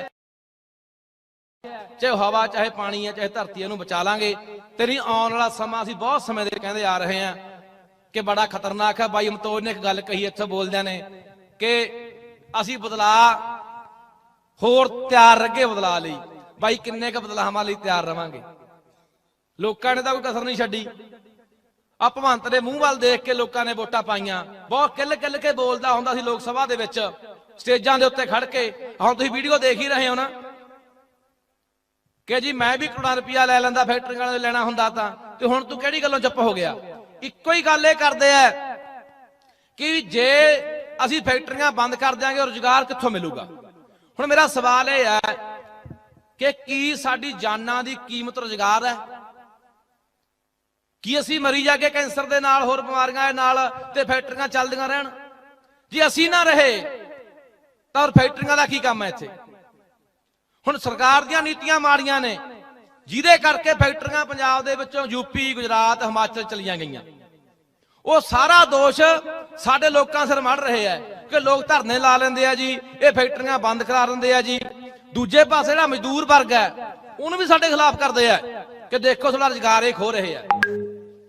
ਰੁਜ਼ਗਾਰ ਨਹੀਂ ਖੋ ਰਹੇ, ਇਹਦਾ ਲੋਕਾਂ ਦੀ ਜ਼ਿੰਦਗੀ ਆਉਣ ਵਾਲੇ ਭਵਿੱਖ ਨੂੰ ਬਚਾਉਣ ਲਈ ਲੋਕ ਲੜ ਰਹੇ ਆ। ਸੋ ਕੁੱਲ ਮਿਲਾ ਕੇ ਇਸ ਮੋਰਚੇ ਦੇ ਵਿੱਚ ਪਹੁੰਚੇ ਹਰ ਇੱਕ ਵਿਅਕਤੀ ਦੀ ਇਹੀ ਮੰਗ ਹੈ ਕਿ ਫੈਕਟਰੀ ਸਿਰਫ ਤੇ ਸਿਰਫ ਬੰਦ ਹੋਣੀ ਚਾਹੀਦੀ ਹੈ। ਮਾਲਬਰੋਸ ਫੈਕਟਰੀ ਉਹਨਾਂ ਪੰਜਾਬ ਦੀਆਂ ਫੈਕਟਰੀਆਂ ਦੇ ਵਿੱਚੋਂ ਇੱਕ ਹੈ ਜਿਹੜੀਆਂ ਕਿ ਪੰਜਾਬ ਦੇ ਵਿੱਚ ਪ੍ਰਦੂਸ਼ਣ ਫੈਲਾ ਰਹੀਆਂ ਨੇ, ਪਰ ਕਹਿੰਦੇ ਸਰਕਾਰਾਂ ਨੇ ਜਿਹੜੀਆਂ ਉਹਨਾਂ ਤੇ ਵੱਡੇ ਘਰਾਣੇ ਦਬਾਅ ਪਾ ਕੇ ਇਸ ਫੈਸਲੇ ਨੂੰ ਪਲਟਾ ਦਿੰਦੇ ਨੇ। ਮੋਰਚੇ ਦੀ ਸਟੇਜ ਤੋਂ ਸੰਬੋਧਨ ਪਿੰਡ ਦੇ ਸਰਪੰਚ ਗੁਰਮੇਲ ਸਿੰਘ ਨੇ ਵੀ ਕੀਤਾ। ਉਹਨਾਂ ਨੇ ਕਾਰਪੋਰੇਟ ਘਰਾਣੇ ਦੀ ਮਦਦ ਦੇ ਲਈ ਸਰਕਾਰ ਦੀ ਆਲੋਚਨਾ ਕਰਦਿਆਂ ਕਿਹਾ ਕਿ ਇਲਾਕੇ ਦੇ ਰਾਜਵੀਰ ਸਿੰਘ ਵਰਗੇ ਨੌਜਵਾਨ ਇਸ ਫੈਕਟਰੀ ਦੇ ਵੱਲੋਂ ਫੈਲਾਏ ਜਾ ਰਹੇ ਜ਼ਹਿਰ ਦੀ ਭੇਂਟ ਚੜ ਚੁੱਕੇ ਨੇ। ਪਸ਼ੂ ਧਨ ਦਾ ਵੀ ਨੁਕਸਾਨ ਹੋਇਆ ਹੈ ਤੇ ਨੁਕਸਾਨ ਲਗਾਤਾਰ ਹੋ ਰਿਹਾ ਹੈ, ਨੁਕਸਾਨ ਇੱਥੇ ਮੁੱਕਿਆ ਨਹੀਂ ਹੈ। ਸੋ 6 ਜਨਵਰੀ ਨੂੰ ਜ਼ੀਰਾ ਮੋਰਚੇ ਤੇ ਹੋਏ ਵੱਡੇ ਇਕੱਠ ਦੇ ਵਿੱਚ ਦਿੱਲੀ ਕਿਸਾਨ ਅੰਦੋਲਨ ਵੇਲੇ ਸ਼ਹੀਦ ਹੋਣ ਵਾਲੇ ਨਵਰੀਤ ਸਿੰਘ ਦੇ ਦਾਦਾ ਹਰਦੀਪ ਸਿੰਘ ਡਿਬਡਿਬਾ ਵੀ ਪਹੁੰਚੇ ਅਤੇ ਉਹਨਾਂ ਨੇ ਇਹ ਦਾਅਵਾ ਕੀਤਾ ਕਿ ਦਿੱਲੀ ਮੋਰਚੇ ਵਾਂਗੂ ਇਹ ਮੋਰਚਾ ਵੀ ਜਿੱਤਿਆ ਜਾਵੇਗਾ। ਉਹਨਾਂ ਨੇ ਨਵਰੀਤ ਸਿੰਘ ਦੀ ਬਰਸੀ ਮਨਾਉਣ ਦਾ ਵੀ ਐਲਾਨ ਕੀਤਾ ਤੇ ਕਿਹਾ ਕਿ ਕਿਸਾਨ ਮੋਰਚੇ ਤੇ ਲਿਖੀ ਉਹਨਾਂ ਦੀ ਕਿਤਾਬ ਵੀ ਛੇਤੀ ਲੋਕਾਂ ਦੇ ਸਾਹਮਣੇ ਹੋਵੇਗੀ, ਜਿਸ ਦੇ ਵਿੱਚ ਕਈ ਅਹਿਮ ਖੁਲਾਸੇ ਹੋਣਗੇ। ਜਿਹੜੇ ਅੱਜ ਚੇਅਰ ਕਰਦੇ ਨੇ ਪੰਜਾਬ ਅਸੈਂਬਲੀ 'ਚ, ਇਹ ਉਸ ਪਾਣੀ ਦੇ ਪ੍ਰਦੂਸ਼ਿਤ ਪਾਣੀ ਦੇ ਖਿਲਾਫ ਸਾਡੇ ਨਾਲ ਮੀਟਿੰਗਾਂ ਵਿੱਚ ਬੈਠਦੇ ਰਹੇ ਔਰ ਇਹ ਕੀ ਅੱਜ ਇਹ ਜਾਣਦੇ ਨਹੀਂ ਕਿ ਇਸ ਪ੍ਰਦੂਸ਼ਿਤ ਪਾਣੀ ਦਾ ਅਸਰ ਕੀ ਤੇ ਕਿੱਥੋਂ ਤੱਕ ਹੁੰਦਾ ਹੈ। ਅਣਜਾਣ ਲੋਕਾਂ ਨੂੰ ਦੱਸਣ ਦੀ ਲੋੜ ਹੁੰਦੀ ਹੈ। ਜਿਹੜੇ ਖੁਦ ਲੜਦੇ ਰਹੇ ਨੇ ਇਹ ਕੇਸ, ਉਹ ਅੱਜ ਕਿਉਂ ਮੂੰਹ ਵਿੱਚ ਕੁੰਗਣੀਆਂ ਪਾ ਕੇ ਬੈਠੇ? ਸੋ ਜੀਰੇ ਵਾਲੀ ਫੈਕਟਰੀ ਦਾ ਮਾਮਲਾ ਕੱਲਾ ਜੀਰੇ ਵਾਲੀ ਫੈਕਟਰੀ ਦਾ ਮਾਮਲਾ ਨਹੀਂ, ਸਾਡੀ ਜ਼ਮੀਨ ਦਾ ਥੱਲੜਾ ਪਾਣੀ ਜਿਹੜਾ ਉਹ ਸਾਰਾ ਪ੍ਰਦੂਸ਼ਿਤ ਹੋ ਚੁੱਕਾ, ਸਾਡੇ ਦਰਿਆ ਪ੍ਰਦੂਸ਼ਿਤ ਹੋ ਚੁੱਕੇ ਨੇ। ਆ ਇੱਕ ਆਪਾਂ ਲੜਾਈ ਜਿਹੜੀ ਉਹ ਮੱਤੇਵਾੜਾ ਦੇ ਜੰਗਲ ਦੇ ਵਿੱਚ ਆਪਾਂ ਸ਼ੁਰੂ ਕੀਤੀ ਸੀ, ਤੁਹਾਨੂੰ ਯਾਦ ਹੋਏਗਾ ਸਭ ਤੋਂ ਪਹਿਲੀ ਮੀਟਿੰਗ 'ਚ, ਉਹਦੇ ਵਿੱਚ ਵੀ ਮੈਂ ਗਿਆ ਸੀ। ਸ਼ੁੱਕਰਵਾਰ 6 ਜਨਵਰੀ ਨੂੰ ਇੱਕ ਹੋਰ ਵੱਡਾ ਇਕੱਠ ਹੋਣਾ ਸੀ ਬਹਿਬਲ ਕਲਾਂ ਦੇ ਵਿੱਚ, ਫਰੀਦਕੋਟ ਜ਼ਿਲ੍ਹੇ ਦੇ ਪਿੰਡ ਬਹਿਬਲ ਕਲਾਂ ਦੇ ਵਿੱਚ, ਜਿੱਥੇ ਬੇਅਦਬੀ ਇਨਸਾਫ ਦਾ ਮੋਰਚਾ ਪੱਕੇ ਰੂਪ ਦੇ ਵਿੱਚ ਲੱਗਿਆ ਹੋਇਆ। ਉੱਥੇ ਇਕੱਠ ਬੁਲਾਇਆ ਗਿਆ ਸੀ। ਨੌਜਵਾਨ ਜਿਹੜੇ ਇਸ ਮੋਰਚੇ ਦੀ ਅਗਵਾਈ ਕਰ ਰਹੇ ਨੇ ਸੁਖਰਾਜ ਸਿੰਘ, ਉਹਨਾਂ ਨੇ ਇਕੱਠ ਸੱਦਿਆ ਸੀ। ਇਸ ਮੌਕੇ ਗੁਰੂ ਗੋਬਿੰਦ ਸਿੰਘ ਪਾਤਸ਼ਾਹ ਦਾ ਪ੍ਰਕਾਸ਼ ਦਿਹਾੜਾ ਵੀ ਮਨਾਇਆ ਜਾਣਾ ਸੀ। ਹਾਲਾਂਕਿ ਭੋਗ ਪਾਏ ਗਏ ਨੇ, ਅਖੰਡ ਪਾਠ ਸਾਹਿਬ ਦੇ ਭੋਗ ਪਾਏ ਗਏ ਨੇ, ਪ੍ਰਕਾਸ਼ ਦਿਹਾੜਾ ਮਨਾਇਆ ਗਿਆ, ਪਰ ਉਹਨਾਂ ਦੇ ਨਾਲ ਜਦੋਂ ਅਸੀਂ ਫੋਨ ਤੇ ਗੱਲਬਾਤ ਕੀਤੀ ਤਾਂ ਪਤਾ ਲੱਗਿਆ ਕਿ ਇਸ ਇਕੱਠ ਨੂੰ ਮੁਲਤਵੀ ਕੀਤਾ ਗਿਆ ਮੌਸਮ ਕਰਕੇ, ਮੌਸਮ ਦੀ ਖਰਾਬੀ ਕਰਕੇ, ਅਤੇ 7 ਜਨਵਰੀ ਨੂੰ ਚੰਡੀਗੜ੍ਹ ਦੇ ਵਿੱਚ ਹੋਣ ਵਾਲੇ ਇਕੱਠ ਕਰਕੇ ਇਹ ਪ੍ਰੋਗਰਾਮ 6 ਵਾਲਾ ਮੁਲਤਵੀ ਕਰ ਦਿੱਤਾ ਗਿਆ ਤੇ ਹੁਣ 7 ਜਨਵਰੀ ਨੂੰ ਕੋਈ ਅਹਿਮ ਫੈਸਲਾ ਜਿਹੜਾ ਉਹ ਲਿਆ ਜਾਏਗਾ। ਦਰਅਸਲ 7 ਜਨਵਰੀ ਨੂੰ ਭਾਈ ਜਗਤਾਰ ਸਿੰਘ ਹਵਾਰਾ ਕਮੇਟੀ ਨੇ ਸਿੱਖ ਕੌਮ ਦੇ ਨਾਲ ਹੋ ਰਹੀ ਬੇਇਨਸਾਫੀ, ਪੰਜਾਬ ਅਤੇ ਭਾਰਤ ਸਰਕਾਰ ਦੀ ਸਿੱਖ ਕੌਮ ਦੇ ਪ੍ਰਤੀ ਬੇਰੁਖੀ ਦੇ ਖਿਲਾਫ ਆਵਾਜ਼ ਬੁਲੰਦ ਕਰਨ ਦੇ ਲਈ 7 ਜਨਵਰੀ ਨੂੰ ਸਾਹਿਬਜ਼ਾਦਾ ਅਜੀਤ ਸਿੰਘ ਨਗਰ ਮੋਹਾਲੀ ਦੇ ਇਤਿਹਾਸਿਕ ਗੁਰਦੁਆਰਾ ਅੰਬ ਸਾਹਿਬ ਵਿਖੇ ਪੱਕਾ ਮੋਰਚਾ ਸ਼ੁਰੂ ਕੀਤਾ ਜਾਏਗਾ। ਇਸ ਦੇ ਵਿੱਚ ਮੁੱਖ ਮੰਗਾਂ ਬੰਦੀ ਸਿੰਘਾਂ ਦੀ ਰਿਹਾਈ ਅਤੇ ਸ੍ਰੀ ਗੁਰੂ ਗ੍ਰੰਥ ਸਾਹਿਬ ਜੀ ਦੀ ਬੇਅਦਬੀ ਦੇ ਇਨਸਾਫ ਦੀਆਂ ਰਹਿਣਗੀਆਂ। ਨਾਲ ਹੀ SGPC ਦੀ ਦੇਖ-ਰੇਖ ਦੇ ਵਿੱਚ ਜਿਹੜੇ 328 ਲਾਪਤਾ ਪਾਵਨ ਸਰੂਪ ਹੋਏ ਨੇ ਉਹਨਾਂ ਦਾ ਮੁੱਦਾ ਵੀ ਇਹਨਾਂ ਦੀਆਂ ਮੰਗਾਂ ਦੇ ਵਿੱਚ, ਮੋਰਚੇ ਦੀਆਂ ਮੰਗਾਂ ਦੇ ਵਿੱਚ ਅਹਿਮ ਰਹੇਗਾ। ਮੌਸਮ ਦੀ ਗੱਲ ਕਰ ਲਈਏ ਤਾਂ ਪੰਜਾਬ ਤੇ ਹਰਿਆਣਾ ਦੇ ਵਿੱਚ ਠੰਡ ਦਾ ਕਹਿਰ ਲਗਾਤਾਰ ਜਾਰੀ ਹੈ। ਸੁੱਕੀ ਠੰਡ ਵੀ ਪੈ ਰਹੀ ਹੈ, ਧੁੰਦ ਵੀ ਪੈ ਰਹੀ ਹੈ, ਧੁੱਪ ਹੈ ਜਿਹੜੀ ਉਸ ਦਾ ਨਾਮੋ ਨਿਸ਼ਾਨ ਵੀ ਕਿਤੇ ਦਿਖਦਾ ਨਹੀਂ ਹੈ। ਲੋਕ ਜਾਂ ਤਾਂ ਰਜਾਈਆਂ ਦੇ ਵਿੱਚ ਵੜੇ ਬੈਠੇ ਨੇ ਜਾਂ ਫਿਰ ਧੂਈਆਂ ਸੇਕ ਕੇ ਉਹਨਾਂ ਨੂੰ ਆਪਣੀ ਜਿਹੜੀ ਠੰਡ ਹੈ ਉਹ ਦੂਰ ਕਰਨੀ ਪੈ ਰਹੀ ਹੈ। ਦੋਵਾਂ ਸੂਬਿਆਂ ਦੇ ਵਿੱਚ ਘੱਟੋ ਘੱਟ ਤਾਪਮਾਨ ਆਮ ਦੇ ਨਾਲੋਂ ਘੱਟ ਦਰਜ ਕੀਤਾ ਗਿਆ। ਨਾਰਨੌਲ ਹਰਿਆਣੇ ਦਾ ਸਭ ਤੋਂ ਜ਼ਿਆਦਾ ਠੰਡਾ ਰਿਹਾ, ਘੱਟੋ ਘੱਟ ਤਾਪਮਾਨ ਇੱਥੇ 2.5 ਡਿਗਰੀ ਸੈਲਸੀਅਸ ਦਰਜ ਕੀਤਾ ਗਿਆ। ਇਸ ਦੇ ਨਾਲ ਹੀ ਪੰਜਾਬ ਦਾ ਜਿਹੜਾ ਬਲਾਚੌਰ ਹਲਕਾ ਹੈ ਉਹ ਸਭ ਤੋਂ ਠੰਡਾ ਰਿਹਾ, ਘੱਟੋ ਘੱਟ ਤਾਪਮਾਨ ਇੱਥੇ 3.5 ਡਿਗਰੀ ਸੈਲਸੀਅਸ ਦਰਜ ਕੀਤਾ ਗਿਆ। ਦੋਵੇਂ ਸੂਬਿਆਂ ਦੀ ਸਾਂਝੀ ਰਾਜਧਾਨੀ ਚੰਡੀਗੜ੍ਹ ਦਾ ਘੱਟੋ ਘੱਟ ਤਾਪਮਾਨ 5 ਡਿਗਰੀ ਸੈਲਸੀਅਸ ਦਰਜ ਕੀਤਾ ਗਿਆ ਹੈ। ਲੋਕ ਜਦੋਂ ਵੀ ਆਪਸ ਦੇ ਵਿੱਚ ਮਿਲਦੇ ਨੇ ਸਿਰਫ ਤੇ ਸਿਰਫ ਠੰਡ ਦੀ ਗੱਲ ਹੈ ਜਿਹੜੀ ਇਸ ਵਕਤ ਜ਼ਿਆਦਾ ਕਰਦੇ ਨੇ। ਸੰਘਣੀ ਜਿਹੜੀ ਧੁੰਦ ਪੈ ਰਹੀ ਹੈ ਉਸਨੇ ਜਿੱਥੇ ਆਮ ਜਨ ਜੀਵਨ ਨੂੰ ਪ੍ਰਭਾਵਿਤ ਕੀਤਾ ਹੋਇਆ ਹੈ, ਕਿਉਂਕਿ ਲੋਕ ਨੇ ਜਿਹੜੇ ਉਹ ਆਪਣੇ ਬਹੁਤ ਸਾਰੇ ਕੰਮ ਡਿਲੇ ਕਰ ਰਹੇ ਨੇ, ਪੈਂਡਿੰਗ ਪਾ ਰਹੇ ਨੇ ਕਿ ਬਾਅਦ ਵਿੱਚ ਉਹ ਕਰ ਲਵਾਂਗੇ, ਜਿਹੜੇ ਕੰਮ ਬਹੁਤ ਜ਼ਿਆਦਾ ਜ਼ਰੂਰੀ ਨਹੀਂ ਹੈਗੇ। ਪਰ ਜਿਹੜਾ ਬਹੁਤ ਹੀ ਜ਼ਰੂਰੀ ਕੰਮ ਹੈ ਉਹਦੇ ਲਈ ਲੋਕਾਂ ਨੂੰ ਜਾਣਾ ਹੀ ਪੈਂਦਾ ਹੈ, ਨੌਕਰੀਆਂ ਵਾਲਿਆਂ ਨੂੰ ਜਾਣਾ ਪੈਂਦਾ ਹੈ। ਇਸੇ ਕਰਕੇ ਕਿਹਾ ਜਾਂਦਾ ਹੈ ਕਿ ਆਮ ਜਨ ਜੀਵਨ ਪ੍ਰਭਾਵਿਤ ਹੋਇਆ ਪਿਆ। ਪਰ ਇਸ ਧੁੰਦ ਦੇ ਵਿੱਚ ਕਈ ਹਾਦਸੇ ਵੀ ਵਾਪਰਦੇ ਨੇ। ਇਸ ਦੇ ਨਾਲ ਹੀ ਜਿਹੜੀਆਂ ਰੇਲ ਗੱਡੀਆਂ ਨੇ ਜਾਂ ਫਿਰ ਫਲਾਈਟਾਂ ਨੇ ਉਹਨਾਂ ਨੂੰ ਮੁਲਤਵੀ ਕਰਨਾ ਪੈਂਦਾ ਹੈ, ਲੇਟ ਹੋ ਜਾਂਦੀਆਂ ਨੇ ਤੇ ਫਲਾਈਟਾਂ ਵੀ ਰੱਦ ਹੋ ਜਾਂਦੀਆਂ ਨੇ। ਅੰਮ੍ਰਿਤਸਰ ਤੋਂ ਇੱਕ ਖਬਰ ਸਾਹਮਣੇ ਆਈ ਹੈ ਜਿੱਥੇ ਯਾਤਰੀਆਂ ਨੇ ਫਲਾਈਟ ਰੱਦ ਹੋਣ ਕਰਕੇ ਹੰਗਾਮਾ ਕੀਤਾ। ਅੰਮ੍ਰਿਤਸਰ ਦੇ ਵਿੱਚ ਸ੍ਰੀ ਗੁਰੂ ਰਾਮਦਾਸ ਕੌਮਾਂਤਰੀ ਹਵਾਈ ਅੱਡੇ ਤੇ ਵੀਰਵਾਰ ਦੇਰ ਰਾਤ ਨੂੰ ਜ਼ਬਰਦਸਤ ਹੰਗਾਮਾ ਹੋਇਆ। ਅਮਰੀਕਾ ਦੇ ਜਾਰਜੀਆ ਤੋਂ ਅੰਮ੍ਰਿਤਸਰ ਏਅਰਪੋਰਟ ਆ ਰਹੀ ਨਿਊਯਾਰਕ ਦੀ ਫਲਾਈਟ ਰਾਤ 11:30 ਵਜੇ ਧੁੰਦ ਕਰਕੇ ਲੈਂਡ ਨਹੀਂ ਹੋ ਸਕੀ। ਰਾਤ ਕਈ ਵਾਰੀ ਫਲਾਈਟ ਉਤਾਰਨ ਦੀ ਕੋਸ਼ਿਸ਼ ਕੀਤੀ ਗਈ ਪਰ ਸਫਲ ਨਹੀਂ ਹੋ ਸਕੀ, ਜਿਸ ਤੋਂ ਬਾਅਦ ਫਲਾਈਟ ਨੂੰ ਲੈਂਡਿੰਗ ਦੇ ਲਈ ਜੈਪੁਰ ਭੇਜਿਆ ਗਿਆ। ਇਸ ਫਲਾਈਟ ਦੇ ਯਾਤਰੀ ਨੇ ਜਿਹੜੇ ਉਹ ਜੈਪੁਰ ਦੇ ਵਿੱਚ ਫਸੇ ਹੋਏ ਨੇ। ਏਅਰਪੋਰਟ ਦੇ ਮੁੱਖ ਦਰਵਾਜ਼ੇ ਨੂੰ ਸਵੇਰੇ ਯਾਤਰੀਆਂ ਨੇ ਜਾਮ ਲਾ ਕੇ ਬੰਦ ਕਰ ਦਿੱਤਾ ਸੀ। ਉਹਨਾਂ ਨੇ ਫਲਾਈਟ ਤੇ ਸਾਫ਼ ਸੁਥਰੇ ਕਮਰੇ ਉਪਲਬਧ ਨਾ ਕਰਵਾਉਣ ਤੇ ਸਹੀ ਭੋਜਨ ਨਾ ਦੇਣ ਦੇ ਵੀ ਦੋਸ਼ ਲਾਏ। ਉਧਰ ਅੰਮ੍ਰਿਤਸਰ ਦੇ ਵਿੱਚ ਅਮਰੀਕਾ ਜਾਣ ਵਾਲੇ ਯਾਤਰੀ ਲੰਘੇ 24 ਘੰਟਿਆਂ ਤੋਂ ਏਅਰਪੋਰਟ ਤੇ ਫਸੇ ਹੋਏ ਸਨ, ਯਾਨੀ ਕਿ ਜਿਨ੍ਹਾਂ ਨੇ ਇਸੇ ਫਲਾਈਟ ਰਾਹੀਂ ਵਾਪਸ ਅਮਰੀਕਾ ਜਾਣਾ ਸੀ ਉਹ ਵੀ ਫਸ ਗਏ ਤੇ ਜਿਨ੍ਹਾਂ ਨੇ ਉੱਥੋਂ ਆਉਣਾ ਸੀ ਉਸ ਫਲਾਈਟ ਰਾਹੀਂ ਉਹ ਵੀ ਫਸ ਗਏ। ਉਹਨਾਂ ਨੂੰ ਨਾ ਤਾਂ ਬਾਹਰ ਜਾਣ ਦਿੱਤਾ ਜਾ ਰਿਹਾ ਹੈ ਤੇ ਨਾ ਹੀ ਫਲਾਈਟ ਦੀ ਸਹੀ ਜਾਣਕਾਰੀ ਮਿਲ ਪਾ ਰਹੀ ਸੀ। ਸੋ 150 ਤੋਂ ਵੱਧ ਯਾਤਰੀਆਂ ਨੇ ਵਿਦੇਸ਼ੀ ਕੰਪਨੀ ਨਿਊਯਾਰਕ ਦੇ ਨਾਲ ਅਮਰੀਕਾ ਦੇ ਜਾਰਜੀਆ ਜਾਣ ਦੀ ਫਲਾਈਟ ਬੁੱਕ ਕੀਤੀ ਹੋਈ ਸੀ। 4 ਜਨਵਰੀ ਨੂੰ ਸ਼ਾਮ 7 ਵਜੇ ਯਾਤਰੀਆਂ ਦਾ ਚੈੱਕ ਇਨ ਵੀ ਹੋ ਗਿਆ ਸੀ। ਉਦੋਂ ਕਿਸੇ ਨੂੰ ਨਹੀਂ ਪਤਾ ਲੱਗਿਆ ਸੀ ਕਿ ਫਲਾਈਟ ਦੇ ਨਾਲ ਇਸ ਤਰੀਕੇ ਦੇ ਜਿਹੜੇ ਹਾਲਾਤ ਨੇ ਉਹ ਵਾਪਰਨੇ ਨੇ। ਸੋ ਇਸ ਤਰ੍ਹਾਂ ਦੇ ਜਿਹੜੇ ਹਾਲਾਤ ਨੇ ਉਹ ਵੀ ਜਿਹੜੇ ਹਵਾਈ ਅੱਡਿਆਂ ਤੇ ਵਾਪਰ ਰਹੇ ਨੇ ਧੁੰਦ ਕਰਕੇ, ਬਦਲੇ ਮੌਸਮ ਕਰਕੇ। ਕੜਾਕੇ ਦੀ ਇਸ ਠੰਡ ਦਾ ਅਸਰ ਯੂਪੀ ਦੇ ਵਿੱਚ ਇੰਨਾ ਪਿਆ ਹੈ ਕਿ ਕਾਨਪੁਰ ਦੇ ਵਿੱਚ, ਕੱਲੇ ਕਾਨਪੁਰ ਸ਼ਹਿਰ ਦੇ ਵਿੱਚ ਵੀਰਵਾਰ ਨੂੰ ਦਿਲ ਦਾ ਦੌਰਾ ਪੈਣ ਤੇ ਬ੍ਰੇਨ ਸਟ੍ਰੋਕ ਕਰਕੇ 25 ਜਣਿਆਂ ਦੀ ਮੌਤ ਹੋ ਗਈ।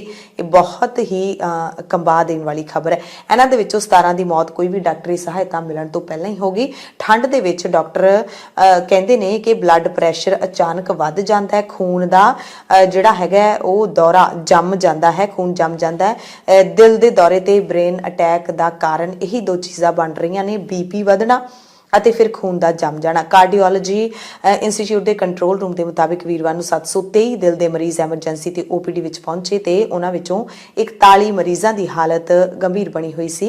ਇਹਨਾਂ ਨੂੰ ਦਾਖਲ ਕਰਵਾਇਆ ਗਿਆ ਤੇ ਪੂਰੇ ਸ਼ਹਿਰ 'ਚ 25 ਜਣਿਆਂ ਦੀ ਤਾਂ ਮੌਤ ਹੋ ਗਈ, ਇਹਨਾਂ ਨੂੰ ਬਚਾਇਆ ਨਹੀਂ ਜਾ ਸਕਿਆ। ਵਾਤਾਵਰਣ ਦੇ ਨਾਲ ਜੁੜੀ ਇੱਕ ਹੋਰ ਵੱਡੀ ਜਾਣਕਾਰੀ ਤੁਹਾਨੂੰ ਦੇ ਦਿੰਦੇ ਆ ਕਿ ਇੱਕ ਨਵੀਂ ਸਟੱਡੀ ਹੋਈ ਹੈ, ਇੱਕ ਨਵਾਂ ਅਧਿਐਨ ਸਾਹਮਣੇ ਆਇਆ ਹੈ। ਉਹਦੇ ਵਿੱਚ ਪਤਾ ਲੱਗਿਆ ਕਿ ਵਿਸ਼ਵ ਭਰ ਦੇ ਜਿਹੜੇ ਗਲੇਸ਼ੀਅਰ ਨੇ ਉਹ ਵਿਗਿਆਨੀਆਂ ਦੀ ਕਲਪਨਾ ਨਾਲੋਂ ਵੀ ਤੇਜ਼ ਗਤੀ ਦੇ ਨਾਲ ਪਿਘਲ ਰਹੇ ਨੇ ਤੇ ਜਲਵਾਯੂ ਪਰਿਵਰਤਨ ਦੇ ਮੌਜੂਦਾ ਰੁਝਾਨ ਨੂੰ ਦੇਖਦੇ ਹੋਏ ਇਸ ਸਦੀ ਦੇ ਅੰਤ ਤੱਕ 2/3 ਗਲੇਸ਼ੀਅਰ ਅਲੋਪ ਹੋ ਜਾਣ ਦੀ ਸੰਭਾਵਨਾ ਹੈ ਤੇ ਜੇ ਅਜਿਹਾ ਹੋਏਗਾ ਤਾਂ ਗਲੋਬਲ ਵਾਰਮਿੰਗ ਹੋਰ ਵੀ ਵੱਧ ਜਾਏਗੀ। ਯਾਨੀ ਕਿ ਕੁਦਰਤ ਦੇ ਨਾਲ ਜਦੋਂ ਛੇੜਛਾੜ ਹੁੰਦੀ ਹੈ, ਇਹੋ ਜਿਹੀਆਂ ਘਟਨਾਵਾਂ ਵਾਪਰਦੀਆਂ ਨੇ ਤਾਂ ਫਿਰ ਉਹਦਾ ਜਿਹੜਾ ਅਸਰ ਹੈ ਉਹ ਸਾਰੀ ਦੁਨੀਆ ਦੇ ਉੱਤੇ, ਲੋਕਾਂ ਦੇ ਉੱਤੇ, ਮਨੁੱਖਾਂ ਦੇ ਉੱਤੇ ਪੈਂਦਾ ਹੈ। ਭਗਵੰਤ ਮਾਨ ਦੀ ਸਰਕਾਰ ਕੰਮ ਭਾਵੇਂ ਚੰਗਾ ਕਰੇ ਜਾਂ ਮਾੜਾ ਕਰੇ, ਜਾਂ ਕੋਈ ਵੀ ਸਰਕਾਰ ਆਪਾਂ ਕਹਿ ਲਈਏ ਜਦੋਂ ਵੀ ਸੂਬੇ ਦੇ ਵਿੱਚ ਹੁੰਦੀ ਹੈ, ਸਰਕਾਰਾਂ ਭਾਵੇਂ ਚੰਗਾ ਕੰਮ ਕਰਨ ਜਾਂ ਮਾੜਾ ਕੰਮ ਕਰਨ, ਵਿਰੋਧੀਆਂ ਨੇ ਘੇਰਨਾ ਹੀ ਹੁੰਦਾ ਹੈ। ਚੰਗੇ ਕੰਮ ਦੇ ਵਿੱਚੋਂ ਵੀ ਕੁਛ ਨਾ ਕੁਛ ਕੱਢ ਹੀ ਲੈਣਾ ਹੁੰਦਾ ਹੈ। ਜਿੱਥੇ ਇੱਕ ਪਾਸੇ ਪੰਜਾਬ ਸਰਕਾਰ ਨੇ ਕੈਬਨਿਟ ਦੀ ਮੀਟਿੰਗ ਬੁਲਾ ਕੇ ਵੱਡੇ ਫੈਸਲੇ ਲਏ ਨੇ, ਵੱਡੇ ਅਹਿਮ ਐਲਾਨ ਕੀਤੇ ਨੇ, ਉੱਥੇ ਹੀ ਪੰਜਾਬ ਵਿਧਾਨ ਸਭਾ ਦੇ ਵਿੱਚ ਵਿਰੋਧੀ ਧਿਰ ਦੇ ਲੀਡਰ ਪ੍ਰਤਾਪ ਸਿੰਘ ਬਾਜਵਾ ਨੇ ਸਰਕਾਰ ਨੂੰ ਇੱਕ ਪੁਰਾਣਾ ਕੇਸ ਯਾਦ ਕਰਵਾਉਂਦਿਆਂ ਘੇਰਿਆ ਹੈ। ਬਾਜਵਾ ਨੇ ਭਗਵੰਤ ਮਾਨ ਸਰਕਾਰ ਦੀ ਆਲੋਚਨਾ ਕਰਦਿਆਂ ਕਿਹਾ ਕਿ ਸੂਬੇ ਦੀ ਸਰਕਾਰ ਇਸ ਕਦਰ ਫੇਲ ਹੋ ਚੁੱਕੀ ਹੈ ਕਿ ਸੂਬੇ ਦੇ ਲੋਕ ਖਾਸ ਕਰਕੇ ਔਰਤਾਂ ਨੂੰ ਇਨਸਾਫ ਲੈਣ ਦੇ ਲਈ ਪੰਜਾਬ ਦੇ ਰਾਜਪਾਲ ਦੇ ਦਰ ਜਾਣਾ ਪੈ ਰਿਹਾ ਹੈ।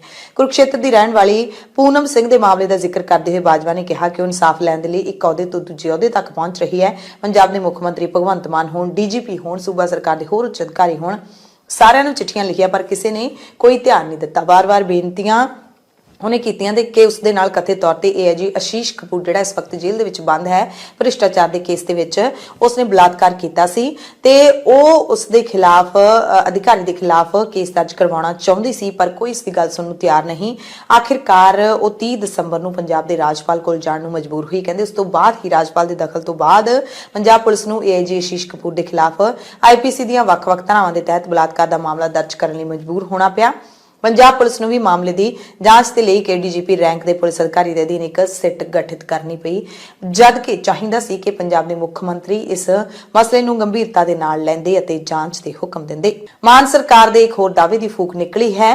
ਦਰਅਸਲ ਪਿਛਲੇ ਦਿਨੀ ਤੁਹਾਨੂੰ ਯਾਦ ਹੋਣਾ ਕਿ ਮੁੱਖ ਮੰਤਰੀ ਭਗਵੰਤ ਮਾਨ ਨੇ ਥਰਮਲ ਪਾਵਰ ਪਲਾਂਟ ਰੂਪਨਗਰ ਦੇ ਵਿੱਚ ਕਈ ਦਹਾਕਿਆਂ ਬਾਅਦ ਚਾਲੂ ਹੋਈ ਪਛਵਾੜੇ ਦੀ ਖਾਣ ਤੋਂ ਕੋਲਾ ਲੈ ਕੇ ਆਈ ਗੱਡੀ ਦਾ ਸਵਾਗਤ ਕੀਤਾ ਸੀ ਅਤੇ ਇੱਕ ਵੱਡਾ ਪ੍ਰੋਗਰਾਮ ਕੀਤਾ ਗਿਆ ਸੀ। ਇਸ ਮੌਕੇ ਮੁੱਖ ਮੰਤਰੀ ਨੇ ਦਾਅਵਾ ਕੀਤਾ ਸੀ ਕਿ ਹੁਣ ਪੰਜਾਬ ਦੇ ਥਰਮਲ ਪਲਾਂਟ ਕੋਲੇ ਦੀ ਘਾਟ ਕਰਕੇ ਬੰਦ ਨਹੀਂ ਹੋਣਗੇ ਪਰ ਕੁਝ ਦਿਨ ਬਾਅਦ ਹੀ ਰੂਪਨਗਰ ਦੇ ਗੁਰੂ ਗੋਬਿੰਦ ਸਿੰਘ ਥਰਮਲ ਪਲਾਂਟ ਦੇ ਸ਼ੁੱਕਰਵਾਰ ਨੂੰ 2 ਯੂਨਿਟ ਬੰਦ ਹੋਣ ਦੀ ਖਬਰ ਮਿਲੀ। ਪਲਾਂਟ ਦਾ ਯੂਨਿਟ ਨੰਬਰ 6 ਸ਼ੁੱਕਰਵਾਰ ਸਵੇਰੇ 2:30 ਤੇ ਕਿਸੇ ਤਕਨੀਕੀ ਨੁਕਸ ਕਰਕੇ ਬੰਦ ਹੋ ਗਿਆ ਜਦਕਿ 5 ਨੰਬਰ ਯੂਨਿਟ ਨੂੰ ਸਵੇਰੇ ਪ੍ਰਬੰਧਕਾਂ ਨੇ ਕੋਲੇ ਦੀ ਕਮੀ ਕਰਕੇ ਬੰਦ ਕਰ ਦਿੱਤਾ। ਪਰ ਥਰਮਲ ਪਲਾਂਟ ਦੇ ਮੁੱਖ ਇੰਜੀਨੀਅਰ ਮਨਜੀਤ ਸਿੰਘ ਨੇ ਦੋਵੇਂ ਯੂਨਿਟਾਂ ਦੇ ਬੰਦ ਹੋਣ ਦਾ ਕਾਰਨ ਕੋਲਾ ਫੀਡਿੰਗ ਸਿਸਟਮ ਦੇ ਵਿੱਚ ਆਈ ਤਕਨੀਕੀ ਸਮੱਸਿਆ ਦੱਸਿਆ। ਉਹਨਾਂ ਦਾਅਵਾ ਕੀਤਾ ਕਿ ਬੰਦ ਯੂਨਿਟਾਂ ਨੂੰ ਦੁਬਾਰਾ ਚਾਲੂ ਕਰਨ ਲਈ ਇੰਜੀਨੀਅਰਾਂ ਦੀ ਟੀਮ ਜੁਟ ਗਈ ਹੈ। ਪਲਾਂਟ ਦੇ ਕੰਟਰੋਲ ਰੂਮ ਤੋਂ ਇਕੱਠੀ ਜਾਣਕਾਰੀ ਮੁਤਾਬਿਕ ਥਰਮਲ ਪਾਵਰ ਪਲਾਂਟ ਰੂਪਨਗਰ ਦੇ ਕੋਲ ਭੰਡਾਰਾਂ ਦੇ ਵਿੱਚ ਸਿਰਫ 6 ਦਿਨਾਂ ਦਾ ਕੋਲਾ ਹੀ ਬਾਕੀ ਹੈ। ਇਸ ਦਰਮਿਆਨ ਇਹ ਖਬਰ ਵੀ ਆਪਾਂ ਤੁਹਾਨੂੰ ਸ਼ੁੱਕਰਵਾਰ ਸਵੇਰ ਦੇ ਬੁਲੇਟਿਨ ਦੇ ਵਿੱਚ ਦੱਸੀ ਸੀ ਕਿ ਪਾਵਰਕਾਮ ਦਾ ਲੱਕ ਟੁੱਟਿਆ ਪਿਆ ਹੈ। ਪੰਜਾਬ ਸਰਕਾਰ ਨੇ ਜਿਹੜੀ ਸਹੂਲਤ ਦਿੱਤੀ ਹੈ ਲੋਕਾਂ ਨੂੰ 300 ਯੂਨਿਟ ਮੁਫਤ ਬਿਜਲੀ, ਉਸ ਕਰਕੇ ਲੋਕ ਠੰਡ ਦੇ ਮੌਸਮ ਦੇ ਵਿੱਚ ਵੀ ਬਿਜਲੀ ਵਰਤਣ ਦਾ, ਬਿਜਲੀ ਖਰਚਣ ਦਾ ਇੰਨਾ ਕੁ ਫਾਇਦਾ ਉਠਾ ਰਹੇ ਨੇ ਕਿ ਬਿਜਲੀ ਦੀ ਖਪਤ ਦੇ ਵਿੱਚ ਰਿਕਾਰਡ ਵਾਧਾ ਦਰਜ ਕੀਤਾ ਗਿਆ। ਨਹੀਂ ਤਾਂ ਠੰਡ ਦੇ ਮੌਸਮ ਵਿੱਚ ਨਾ ਪੱਖਾ ਚੱਲਦਾ, ਨਾ ਕੂਲਰ ਚੱਲਦਾ, ਨਾ ਏਸੀ ਚੱਲਦੇ ਨੇ, ਬਹੁਤ ਚੀਜ਼ਾਂ ਬੰਦ ਹੋ ਜਾਂਦੀਆਂ ਨੇ, ਬਿਜਲੀ ਦੀ ਖਪਤ ਬਹੁਤ ਘਟ ਜਾਂਦੀ ਹੈ। ਪਰ ਐਤਕੀ ਕੀ ਹੋ ਗਿਆ ਕਿ ਬਿਜਲੀ ਇੰਨੀ ਜ਼ਿਆਦਾ ਵਰਤ ਰਹੇ ਨੇ ਲੋਕ ਕਿ ਪਾਵਰਕਾਮ ਹੈ ਜਿਹੜੀ ਉਹ ਬੋਝ ਹੈ ਜਿਹੜਾ ਉਹ ਚੱਲ ਨਹੀਂ ਪਾ ਰਹੀ। ਦਿੱਲੀ ਦੀ ਸਿੱਖ ਸਿਆਸਤ ਦੇ ਨਾਲ ਜੁੜੀ ਇੱਕ ਵੱਡੀ ਖਬਰ ਆਈ ਹੈ। ਦਿੱਲੀ ਸਿੱਖ ਗੁਰਦੁਆਰਾ ਪ੍ਰਬੰਧਕ ਕਮੇਟੀ ਦੇ ਮੈਂਬਰਾਂ ਨੇ ਸ਼੍ਰੀ ਅਕਾਲ ਤਖਤ ਸਾਹਿਬ ਦੇ ਕਾਰਜਕਾਰੀ ਜਥੇਦਾਰ ਗਿਆਨੀ ਹਰਪ੍ਰੀਤ ਸਿੰਘ ਨੂੰ ਚਿੱਠੀ ਲਿਖ ਕੇ ਦਿੱਲੀ ਦੇ ਸਰਨਾ ਭਰਾਵਾਂ ਬਾਰੇ ਕਈ ਅਹਿਮ ਖੁਲਾਸੇ ਕੀਤੇ ਨੇ। ਡੀਐਸਜੀਐਮਸੀ ਦੇ ਜਨਰਲ ਸਕੱਤਰ ਜਗਦੀਪ ਸਿੰਘ ਕਾਲੋਂ ਨੇ ਦਾਅਵਾ ਕੀਤਾ ਕਿ ਇਹਨਾਂ ਨੇ ਹਰ ਵਾਰੀ ਸਿੱਖ ਪੰਥ ਵਿਰੋਧੀ ਜਿਹੜੇ ਲੋਕ ਨੇ ਉਹਨਾਂ ਨੂੰ ਬਚਾਉਣ ਦੀ ਕੋਸ਼ਿਸ਼ ਕੀਤੀ ਹੈ, ਜਿਵੇਂ ਕਿ ਜਗਦੀਸ਼ ਟਾਈਟਲਰ, ਕਮਲਨਾਥ ਤੇ ਸੱਜਣ ਕੁਮਾਰ। ਕਹਿੰਦੇ ਸਰਨਾ ਭਰਾਵਾਂ ਨੇ ਇਹ ਜਿਹੜੇ ਕਤਲੇਆਮ ਦੇ ਮੁਲਜ਼ਮ ਨੇ, ਦੋਸ਼ੀ ਨੇ, ਇਹਨਾਂ ਨੂੰ ਕਈ ਵਾਰੀ ਸਿਰੋਪਾਓ ਦੇ ਕੇ ਸਨਮਾਨਿਤ ਕੀਤਾ ਹੈ। ਜਗਦੀਪ ਕਾਲੋਂ ਨੇ ਮੰਗ ਕੀਤੀ ਹੈ ਕਿ ਸਰਨਾ ਭਰਾਵਾਂ ਨੂੰ ਆਪਣੀਆਂ ਗਲਤੀਆਂ ਕਰਕੇ ਅਕਾਲ ਤਖਤ ਸਾਹਿਬ ਤੇ ਤਲਬ ਕੀਤਾ ਜਾਵੇ। ਇਹਨਾਂ ਇਹ ਵੀ ਦੋਸ਼ ਲਾਇਆ ਕਿ ਈਡੀ ਵੀ ਸਰਨਾ ਦੀ ਧੀ ਨੂੰ ਨਸ਼ੇ ਦੇ ਕਾਰੋਬਾਰ ਨੂੰ ਲੈ ਕੇ ਤਲਬ ਕਰ ਚੁੱਕੀ ਹੈ ਤੇ ਐਸਜੀਪੀਸੀ ਅਜਿਹੇ ਬੰਦਿਆਂ ਦੇ ਲਈ ਗੋਲਕਾਂ ਦੇ ਕਹਿੰਦੇ ਮੂੰਹ ਖੋਲੀ ਬੈਠੀ ਹੈ। ਅੰਮ੍ਰਿਤਸਰ ਤੋਂ ਕਹਿੰਦੇ ਇਹਨਾਂ ਦੇ ਲਈ ਗੋਲਕਾਂ ਦਾ ਮੂੰਹ ਖੁੱਲਿਆ ਹੋਇਆ। ਸਰਨਾ ਭਰਾਵਾਂ ਦਾ ਪਰਿਵਾਰ ਲਗਾਤਾਰ ਸ਼ਰਾਬ ਦਾ ਕਾਰੋਬਾਰ ਕਰ ਰਿਹਾ ਹੈ, ਇਹ ਇਲਜ਼ਾਮ ਲਾਏ ਨੇ ਤੇ ਸਰਨਾ ਭਰਾਵਾਂ ਨੂੰ ਪੰਥ ਵਿੱਚੋਂ ਛੇਕਣ ਦੀ ਮੰਗ ਦਿੱਲੀ ਕਮੇਟੀ ਦੇ ਮੈਂਬਰਾਂ ਨੇ ਕੀਤੀ ਹੈ। ਇਸ ਤੇ ਪਰਮਜੀਤ ਸਿੰਘ ਸਰਨਾ ਵੀ ਬੋਲੇ ਨੇ ਜਿਹੜੇ ਕਿ ਦਿੱਲੀ ਕਮੇਟੀ ਦੇ ਸਾਬਕਾ ਪ੍ਰਧਾਨ ਵੀ ਨੇ। ਉਹਨਾਂ ਨੇ ਸਪਸ਼ਟੀਕਰਨ ਦਿੰਦਿਆਂ ਕਿਹਾ ਕਿ ਇਹ ਜੰਮੇ ਵੀ ਝੂਠੇ ਸਨ ਤੇ ਇਹਨਾਂ ਨੇ ਬੋਲਣਾ ਵੀ ਝੂਠ ਹੀ ਸਿੱਖਿਆ। ਕਹਿੰਦੇ ਮੇਰੇ ਤੇ ਰੱਬ ਦੀ ਮਿਹਰ ਹੈ ਤੇ ਨਾਲ ਹੀ ਉਹਨਾਂ ਨੇ ਆਪਣੇ ਸਾਰੇ ਜਿਹੜੇ ਇਲਜ਼ਾਮ ਲਾਏ ਨੇ ਉਹਨਾਂ ਨੂੰ ਖਾਰਜ ਕੀਤਾ ਹੈ। ਪਰ ਵੀਰ ਬਾਲ ਦਿਵਸ ਕੇਂਦਰ ਸਰਕਾਰ ਦੇ ਨਾਲ ਮਿਲ ਕੇ ਮਨਾਉਣ ਦੇ ਲਈ ਉਹਨਾਂ ਨੇ ਦਿੱਲੀ ਕਮੇਟੀ ਦੇ ਲੀਡਰਾਂ ਦੀ ਆਲੋਚਨਾ ਹੋਰ ਕਰ ਦਿੱਤੀ। ਕਹਿੰਦੇ ਇਹਨਾਂ ਨੇ ਤਾਂ ਖੁਦ ਸ਼੍ਰੀ ਅਕਾਲ ਤਖਤ ਸਾਹਿਬ ਦੀ ਗੱਲ ਨੂੰ ਦਰਕਿਨਾਰ ਕਰਕੇ ਵੀਰ ਬਾਲ ਦਿਵਸ ਮਨਾਇਆ ਜਦਕਿ ਮਨਾਉਣਾ ਚਾਹੀਦਾ ਸੀ ਸਾਹਿਬਜ਼ਾਦੇ ਸ਼ਹਾਦਤ ਦਿਵਸ। ਗੱਲ ਇੱਥੇ ਫੇਰ ਨਹੀਂ ਰੁਕੀ। ਪਤਾ ਲੱਗਿਆ ਕਿ ਹਰਮੀਤ ਸਿੰਘ ਕਾਲਕਾ ਜਿਹੜੇ ਦਿੱਲੀ ਕਮੇਟੀ ਦੇ ਮੌਜੂਦਾ ਪ੍ਰਧਾਨ ਨੇ ਉਹ ਇਸ ਮਸਲੇ ਤੇ ਪ੍ਰੈਸ ਕਾਨਫਰੰਸ ਕਰਨਗੇ ਪਰ ਪ੍ਰੈਸ ਕਾਨਫਰੰਸ ਦੇ ਵਿੱਚ ਜਨਰਲ ਸਕੱਤਰ ਜਗਦੀਪ ਸਿੰਘ ਕਾਲੋਂ ਹੀ ਪਹੁੰਚੇ। ਉਹਨਾਂ ਨੇ ਫੇਰ ਉਹੀ ਜਿਹੜੇ ਇਲਜ਼ਾਮ ਲਾਏ ਨੇ ਚਿੱਠੀ ਦੇ ਵਿੱਚ ਉਹ ਸਾਰੇ ਦੁਹਰਾਏ ਕਿ ਸਰਨਾ ਭਰਾਵਾਂ ਨੂੰ ਪੰਥ ਵਿੱਚੋਂ ਛੇਕਿਆ ਜਾਣਾ ਚਾਹੀਦਾ, ਅਕਾਲ ਤਖਤ ਸਾਹਿਬ ਤਲਬ ਕੀਤਾ ਜਾਣਾ ਚਾਹੀਦਾ ਹੈ। ਇਹਨਾਂ ਦੇ ਸ਼ਰਾਬ ਦੇ ਕਾਰੋਬਾਰ ਨੇ, ਇਹਨਾਂ ਨੇ 84 ਦੇ ਕਤਲੇਆਮ ਦੇ ਵਿੱਚ ਸ਼ਾਮਿਲ ਲੋਕਾਂ ਨੂੰ ਸਨਮਾਨਿਤ ਕੀਤਾ ਹੈ। ਇੱਕ ਪਾਸੇ ਕਹਿੰਦੇ ਦਿੱਲੀ ਕਮੇਟੀ ਜਿਹੜੇ ਅਸੀਂ ਹਾਂ ਉਹ 84 ਦੇ ਕਾਤਲਾਂ ਨੂੰ ਸਜ਼ਾ ਦਿਵਾਉਣ ਲਈ ਦਿਨ ਰਾਤ ਇੱਕ ਕਰ ਰਹੇ ਹਾਂ, ਦੂਸਰੇ ਪਾਸੇ ਸਰਨਾ ਭਰਾ ਕਹਿੰਦੇ ਇਹਨਾਂ ਨੂੰ ਬਚਾਉਣ ਦੀ ਕੋਸ਼ਿਸ਼ ਕਰਦੇ ਰਹਿੰਦੇ ਨੇ। ਇੱਕ ਨਿੱਜੀ ਚੈਨਲ ਦਾ ਨਾਮ ਲੈਂਦੇ ਹੋਏ ਜਿਹੜੇ ਜਗਦੀਪ ਸਿੰਘ ਕਾਹਲੋਂ ਨੇ ਉਸ ਚੈਨਲ ਤੇ ਵੀ ਵਰੇ, ਕਹਿੰਦੇ ਇੱਕ ਖਾਸ ਚੈਨਲ ਦੇ ਰਾਹੀਂ ਸਰਨਾ ਭਰਾਵਾਂ ਨੂੰ ਪੂਰਾ ਪ੍ਰਮੋਟ ਕੀਤਾ ਜਾ ਰਿਹਾ ਹੈ ਕਿਉਂਕਿ ਉਹਨਾਂ ਨੇ ਹੁਣ ਬਾਦਲ ਪਰਿਵਾਰ ਦੇ ਨਾਲ ਸ਼੍ਰੋਮਣੀ ਅਕਾਲੀ ਦਲ ਦੇ ਨਾਲ ਗੱਠਜੋੜ ਕਰ ਲਿਆ ਹੈ। ਕਹਿੰਦੇ ਜਥੇਦਾਰ ਅਕਾਲ ਤਖਤ ਸਾਹਿਬ ਨੇ ਐਸਜੀਪੀਸੀ ਨੂੰ ਆਪਣਾ ਚੈਨਲ ਸ਼ੁਰੂ ਕਰਨ ਦਾ ਹੁਕਮ ਦਿੱਤਾ ਸੀ, ਪਰ ਹਾਲੇ ਵੀ ਗੁਰਬਾਣੀ ਦਾ ਪ੍ਰਚਾਰ ਤੇ ਪ੍ਰਸਾਰਣ ਹੈ ਜਿਹੜਾ ਉਹ ਪੀਟੀਸੀ ਚੈਨਲ ਤੇ ਹੀ ਹੋ ਰਿਹਾ ਹੈ ਤੇ ਉਸੇ ਚੈਨਲ ਦੇ ਮਾਧਿਅਮ ਰਾਹੀਂ ਹੀ ਸ਼ਰਾਬ ਦੇ ਨਸ਼ਿਆਂ ਦੇ ਵਪਾਰੀ ਪਰਿਵਾਰਾਂ ਨੂੰ ਪ੍ਰਮੋਟ ਕੀਤਾ ਜਾ ਰਿਹਾ ਹੈ। ਹੁਣ ਇੱਕ ਵੱਡੇ ਹਾਦਸੇ ਦੇ ਨਾਲ ਜੁੜੀ ਖਬਰ ਤੁਹਾਨੂੰ ਦੱਸ ਦਿੰਨੇ ਆ ਜਿਹੜੀ ਕਿ ਸੱਚਮੁੱਚ ਦਿਲ ਨੂੰ ਉਦਾਸ ਕਰ ਦਿੰਦੀ ਹੈ। ਜਗਰਾਉਂ ਦੇ ਵਿੱਚ ਇੱਕ ਵੱਡਾ ਹਾਦਸਾ ਵਾਪਰਿਆ। ਜਨਮ ਦਿਨ ਮਨਾਉਣ ਗਏ 4 ਦੋਸਤ ਜਦੋਂ ਵਾਪਸ ਮੁੜ ਰਹੇ ਸਨ ਤਾਂ ਕਾਰ ਸਣੇ ਨਹਿਰ ਦੇ ਵਿੱਚ ਡਿੱਗ ਪਏ। 2 ਲਾਪਤਾ ਨੇ। ਜਗਰਾਉਂ ਨੇੜਲੇ ਪਿੰਡ ਲੱਖਾ ਦੇ 4 ਨੌਜਵਾਨ ਦੋਸਤ ਜਨਮ ਦਿਨ ਮਨਾਉਣ ਲਈ ਘਰਾਂ ਤੋਂ ਗਏ ਸਨ, ਪਰ ਰਾਹ ਦੇ ਵਿੱਚ ਜ਼ੈਨ ਕਾਰ ਸਮੇਤ ਡੱਲਾ ਨਹਿਰ ਦੇ ਵਿੱਚ ਡਿੱਗ ਪਏ। 2 ਨੌਜਵਾਨ ਪਾਣੀ 'ਚ ਰੁੜ ਗਏ ਜਦਕਿ 2 ਨੂੰ ਪਿੰਡ ਡੱਲਾ ਦੇ ਲੋਕਾਂ ਨੇ ਬਚਾ ਲਿਆ।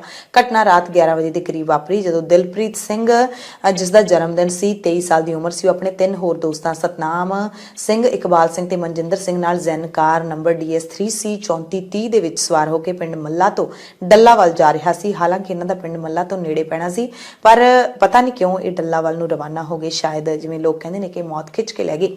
ਡੱਲਾ ਨਹਿਰ ਦੇ ਨਾਲ ਮੱਲਾ ਰਸੂਲਪੁਰ ਵਾਲੀ ਸੜਕ ਤੋਂ ਤਿੱਖਾ ਮੋੜ ਹੈ ਜਿੱਥੇ ਇਹਨਾਂ ਦੀ ਕਾਰ ਮੋੜ ਨਾ ਕੱਟ ਸਕੀ, ਬੇਕਾਬੂ ਹੋ ਕੇ ਸਿੱਧਾ ਨਹਿਰ ਦੇ ਵਿੱਚ ਜਾ ਡਿੱਗੀ। ਕਾਰ ਦੇ ਪਾਣੀ ਵਿੱਚ ਡਿੱਗਣ ਸਮੇਂ ਦਿਲਪ੍ਰੀਤ ਤੇ ਸਤਨਾਮ ਸਿੰਘ ਦਾ ਪਤਾ ਹੀ ਨਹੀਂ ਲੱਗਿਆ ਕਿ ਉਹ ਕਦੋਂ ਪਾਣੀ ਦੇ ਵਹਾਅ 'ਚ ਰੁੜ ਗਏ। ਇਕਬਾਲ ਤੇ ਮਨਜਿੰਦਰ ਬੜੀ ਮੁਸ਼ਕਿਲ ਦੇ ਨਾਲ ਕਾਰ ਤੇ ਚੜ੍ਹਨ 'ਚ ਸਫਲ ਹੋ ਗਏ। ਇਹਨਾਂ ਨੇ ਰੌਲਾ ਪਾਇਆ ਜਿਸ ਨੂੰ ਸੁਣ ਕੇ ਪਿੰਡ ਡੱਲਾ ਦੇ ਕੁਝ ਨੌਜਵਾਨ ਤੇ ਹੋਰ ਲੋਕ ਇੰਨੀ ਰਾਤ ਨੂੰ ਵੀ ਮੌਕੇ ਤੇ ਪਹੁੰਚ ਗਏ ਤੇ ਹਿੰਮਤ ਕਰਕੇ ਕਾਰ ਦੇ ਨਾਲ ਲਿਪਟੇ ਹੋਏ ਜਿਹੜੇ ਨੌਜਵਾਨ ਨੇ, ਖੜੇ ਹੋਏ ਨੌਜਵਾਨ ਸੀ, ਇਹਨਾਂ ਨੂੰ ਬਚਾ ਲਿਆ।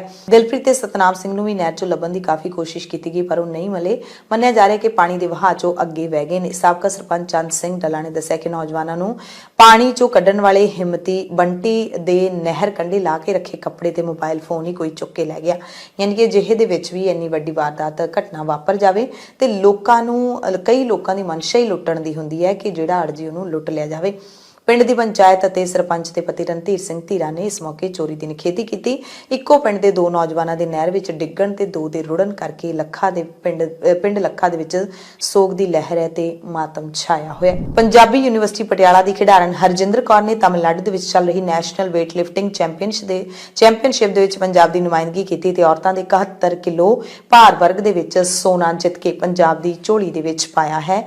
ਅਸੀਂ ਹਰਜਿੰਦਰ ਕੌਰ ਨੂੰ ਵਧਾਈਆਂ ਦਿੰਦੇ ਹਾਂ। ਹਰਿਆਣਾ ਦੇ ਸਾਬਕਾ ਖੇਡ ਮੰਤਰੀ ਸੰਦੀਪ ਸਿੰਘ ਤੇ ਇਲਜ਼ਾਮ ਲਾਉਣ ਵਾਲੀ ਮਹਿਲਾ ਕੋਚ ਦੀ ਸੁਰੱਖਿਆ ਵਧਾ ਦਿੱਤੀ ਗਈ ਹੈ। 2 ਮਹਿਲਾ ਕਾਂਸਟੇਬਲ ਸੁਰੱਖਿਆ ਦੇ ਵਿੱਚ ਤਾਇਨਾਤ ਕੀਤੀਆਂ ਗਈਆਂ ਨੇ ਜੋ 24 ਘੰਟੇ ਮਹਿਲਾ ਕੋਚ ਦੇ ਨਾਲ ਰਹਿਣਗੀਆਂ। ਮਹਿਲਾ ਕੋਚ ਨੇ ਹਰਿਆਣਾ ਦੇ ਖੇਡ ਮੰਤਰੀ ਹੁਣ ਸਾਬਕਾ ਨੇ ਸੰਦੀਪ ਸਿੰਘ ਤੇ ਛੇੜਛਾੜ ਦੇ ਦੋਸ਼ ਲਾਏ ਨੇ ਤੇ ਮਾਮਲੇ ਦੀ ਜਾਂਚ ਚੱਲ ਰਹੀ ਹੈ।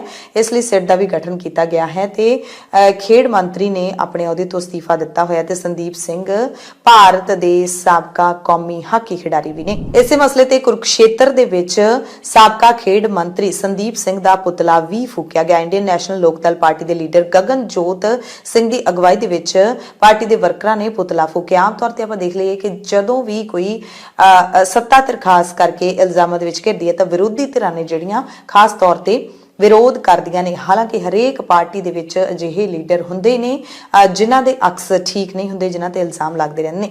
ਖੈਰ ਗਗਨਜੋਤ ਸਿੰਘ ਨੇ ਕਿਹਾ ਕਿ ਹਰਿਆਣਾ ਸਰਕਾਰ ਵੱਲੋਂ ਛੇੜਛਾੜ ਮਾਮਲੇ ਦੇ ਵਿੱਚ ਸੰਦੀਪ ਸਿੰਘ ਨੂੰ ਤੁਰੰਤ ਬਰਖਾਸਤ ਕਰਨਾ ਚਾਹੀਦਾ ਹੈ ਤਾਂ ਕਿ ਪੀੜਤਾਂ ਨੂੰ ਇਨਸਾਫ ਮਿਲ ਸਕੇ। ਸਰਕਾਰ ਆਪਣੇ ਮੰਤਰੀ ਨੂੰ ਕਹਿੰਦੇ ਬਚਾਉਣ ਦੇ ਵਿੱਚ ਲੱਗੀ ਹੋਈ ਹੈ ਤੇ ਜਦੋਂ ਤੱਕ ਵਿਧਾਇਕ ਸੰਦੀਪ ਸਿੰਘ ਨੂੰ ਬਰਖਾਸਤ ਨਹੀਂ ਕੀਤਾ ਜਾਂਦਾ INLD ਦੇ ਵਰਕਰ ਚੁੱਪ ਨਹੀਂ ਬੈਠਣਗੇ। ਸਰਕਾਰ ਨੂੰ ਚੇਤਾਵਨੀ ਦਿੱਤੀ ਹੈ ਕਿ ਜੇ ਤੁਸੀਂ ਆਪਣੇ ਮੰਤਰੀ ਨੂੰ ਹਾਲੇ ਵੀ ਬਚਾਓਗੇ ਤਾਂ ਅਸੀਂ ਸੜਕਾਂ ਤੇ ਉਤਰਨ ਤੋਂ ਗੁਰੇਜ਼ ਨਹੀਂ ਕਰਾਂਗੇ। ਭਾਰਤ ਦੇ ਜਿਹੜੇ ਵੀ ਬੈਂਕ ਖਾਤਾ ਧਾਰਕਾਂ ਨੇ ਆਪਣੇ ਸਾਰੇ ਦਸਤਾਵੇਜ਼ ਜਮ੍ਹਾਂ ਕਰ ਦਿੱਤੇ ਨੇ ਤੇ ਆਪਣਾ ਪਤਾ ਨਹੀਂ ਬਦਲਿਆ, ਉਹਨਾਂ ਨੂੰ ਹੁਣ KYC ਨੂੰ ਅਪਡੇਟ ਕਰਨ ਦੇ ਲਈ ਬੈਂਕ ਜਾਣ ਦੀ ਜ਼ਰੂਰਤ ਨਹੀਂ ਪਵੇਗੀ।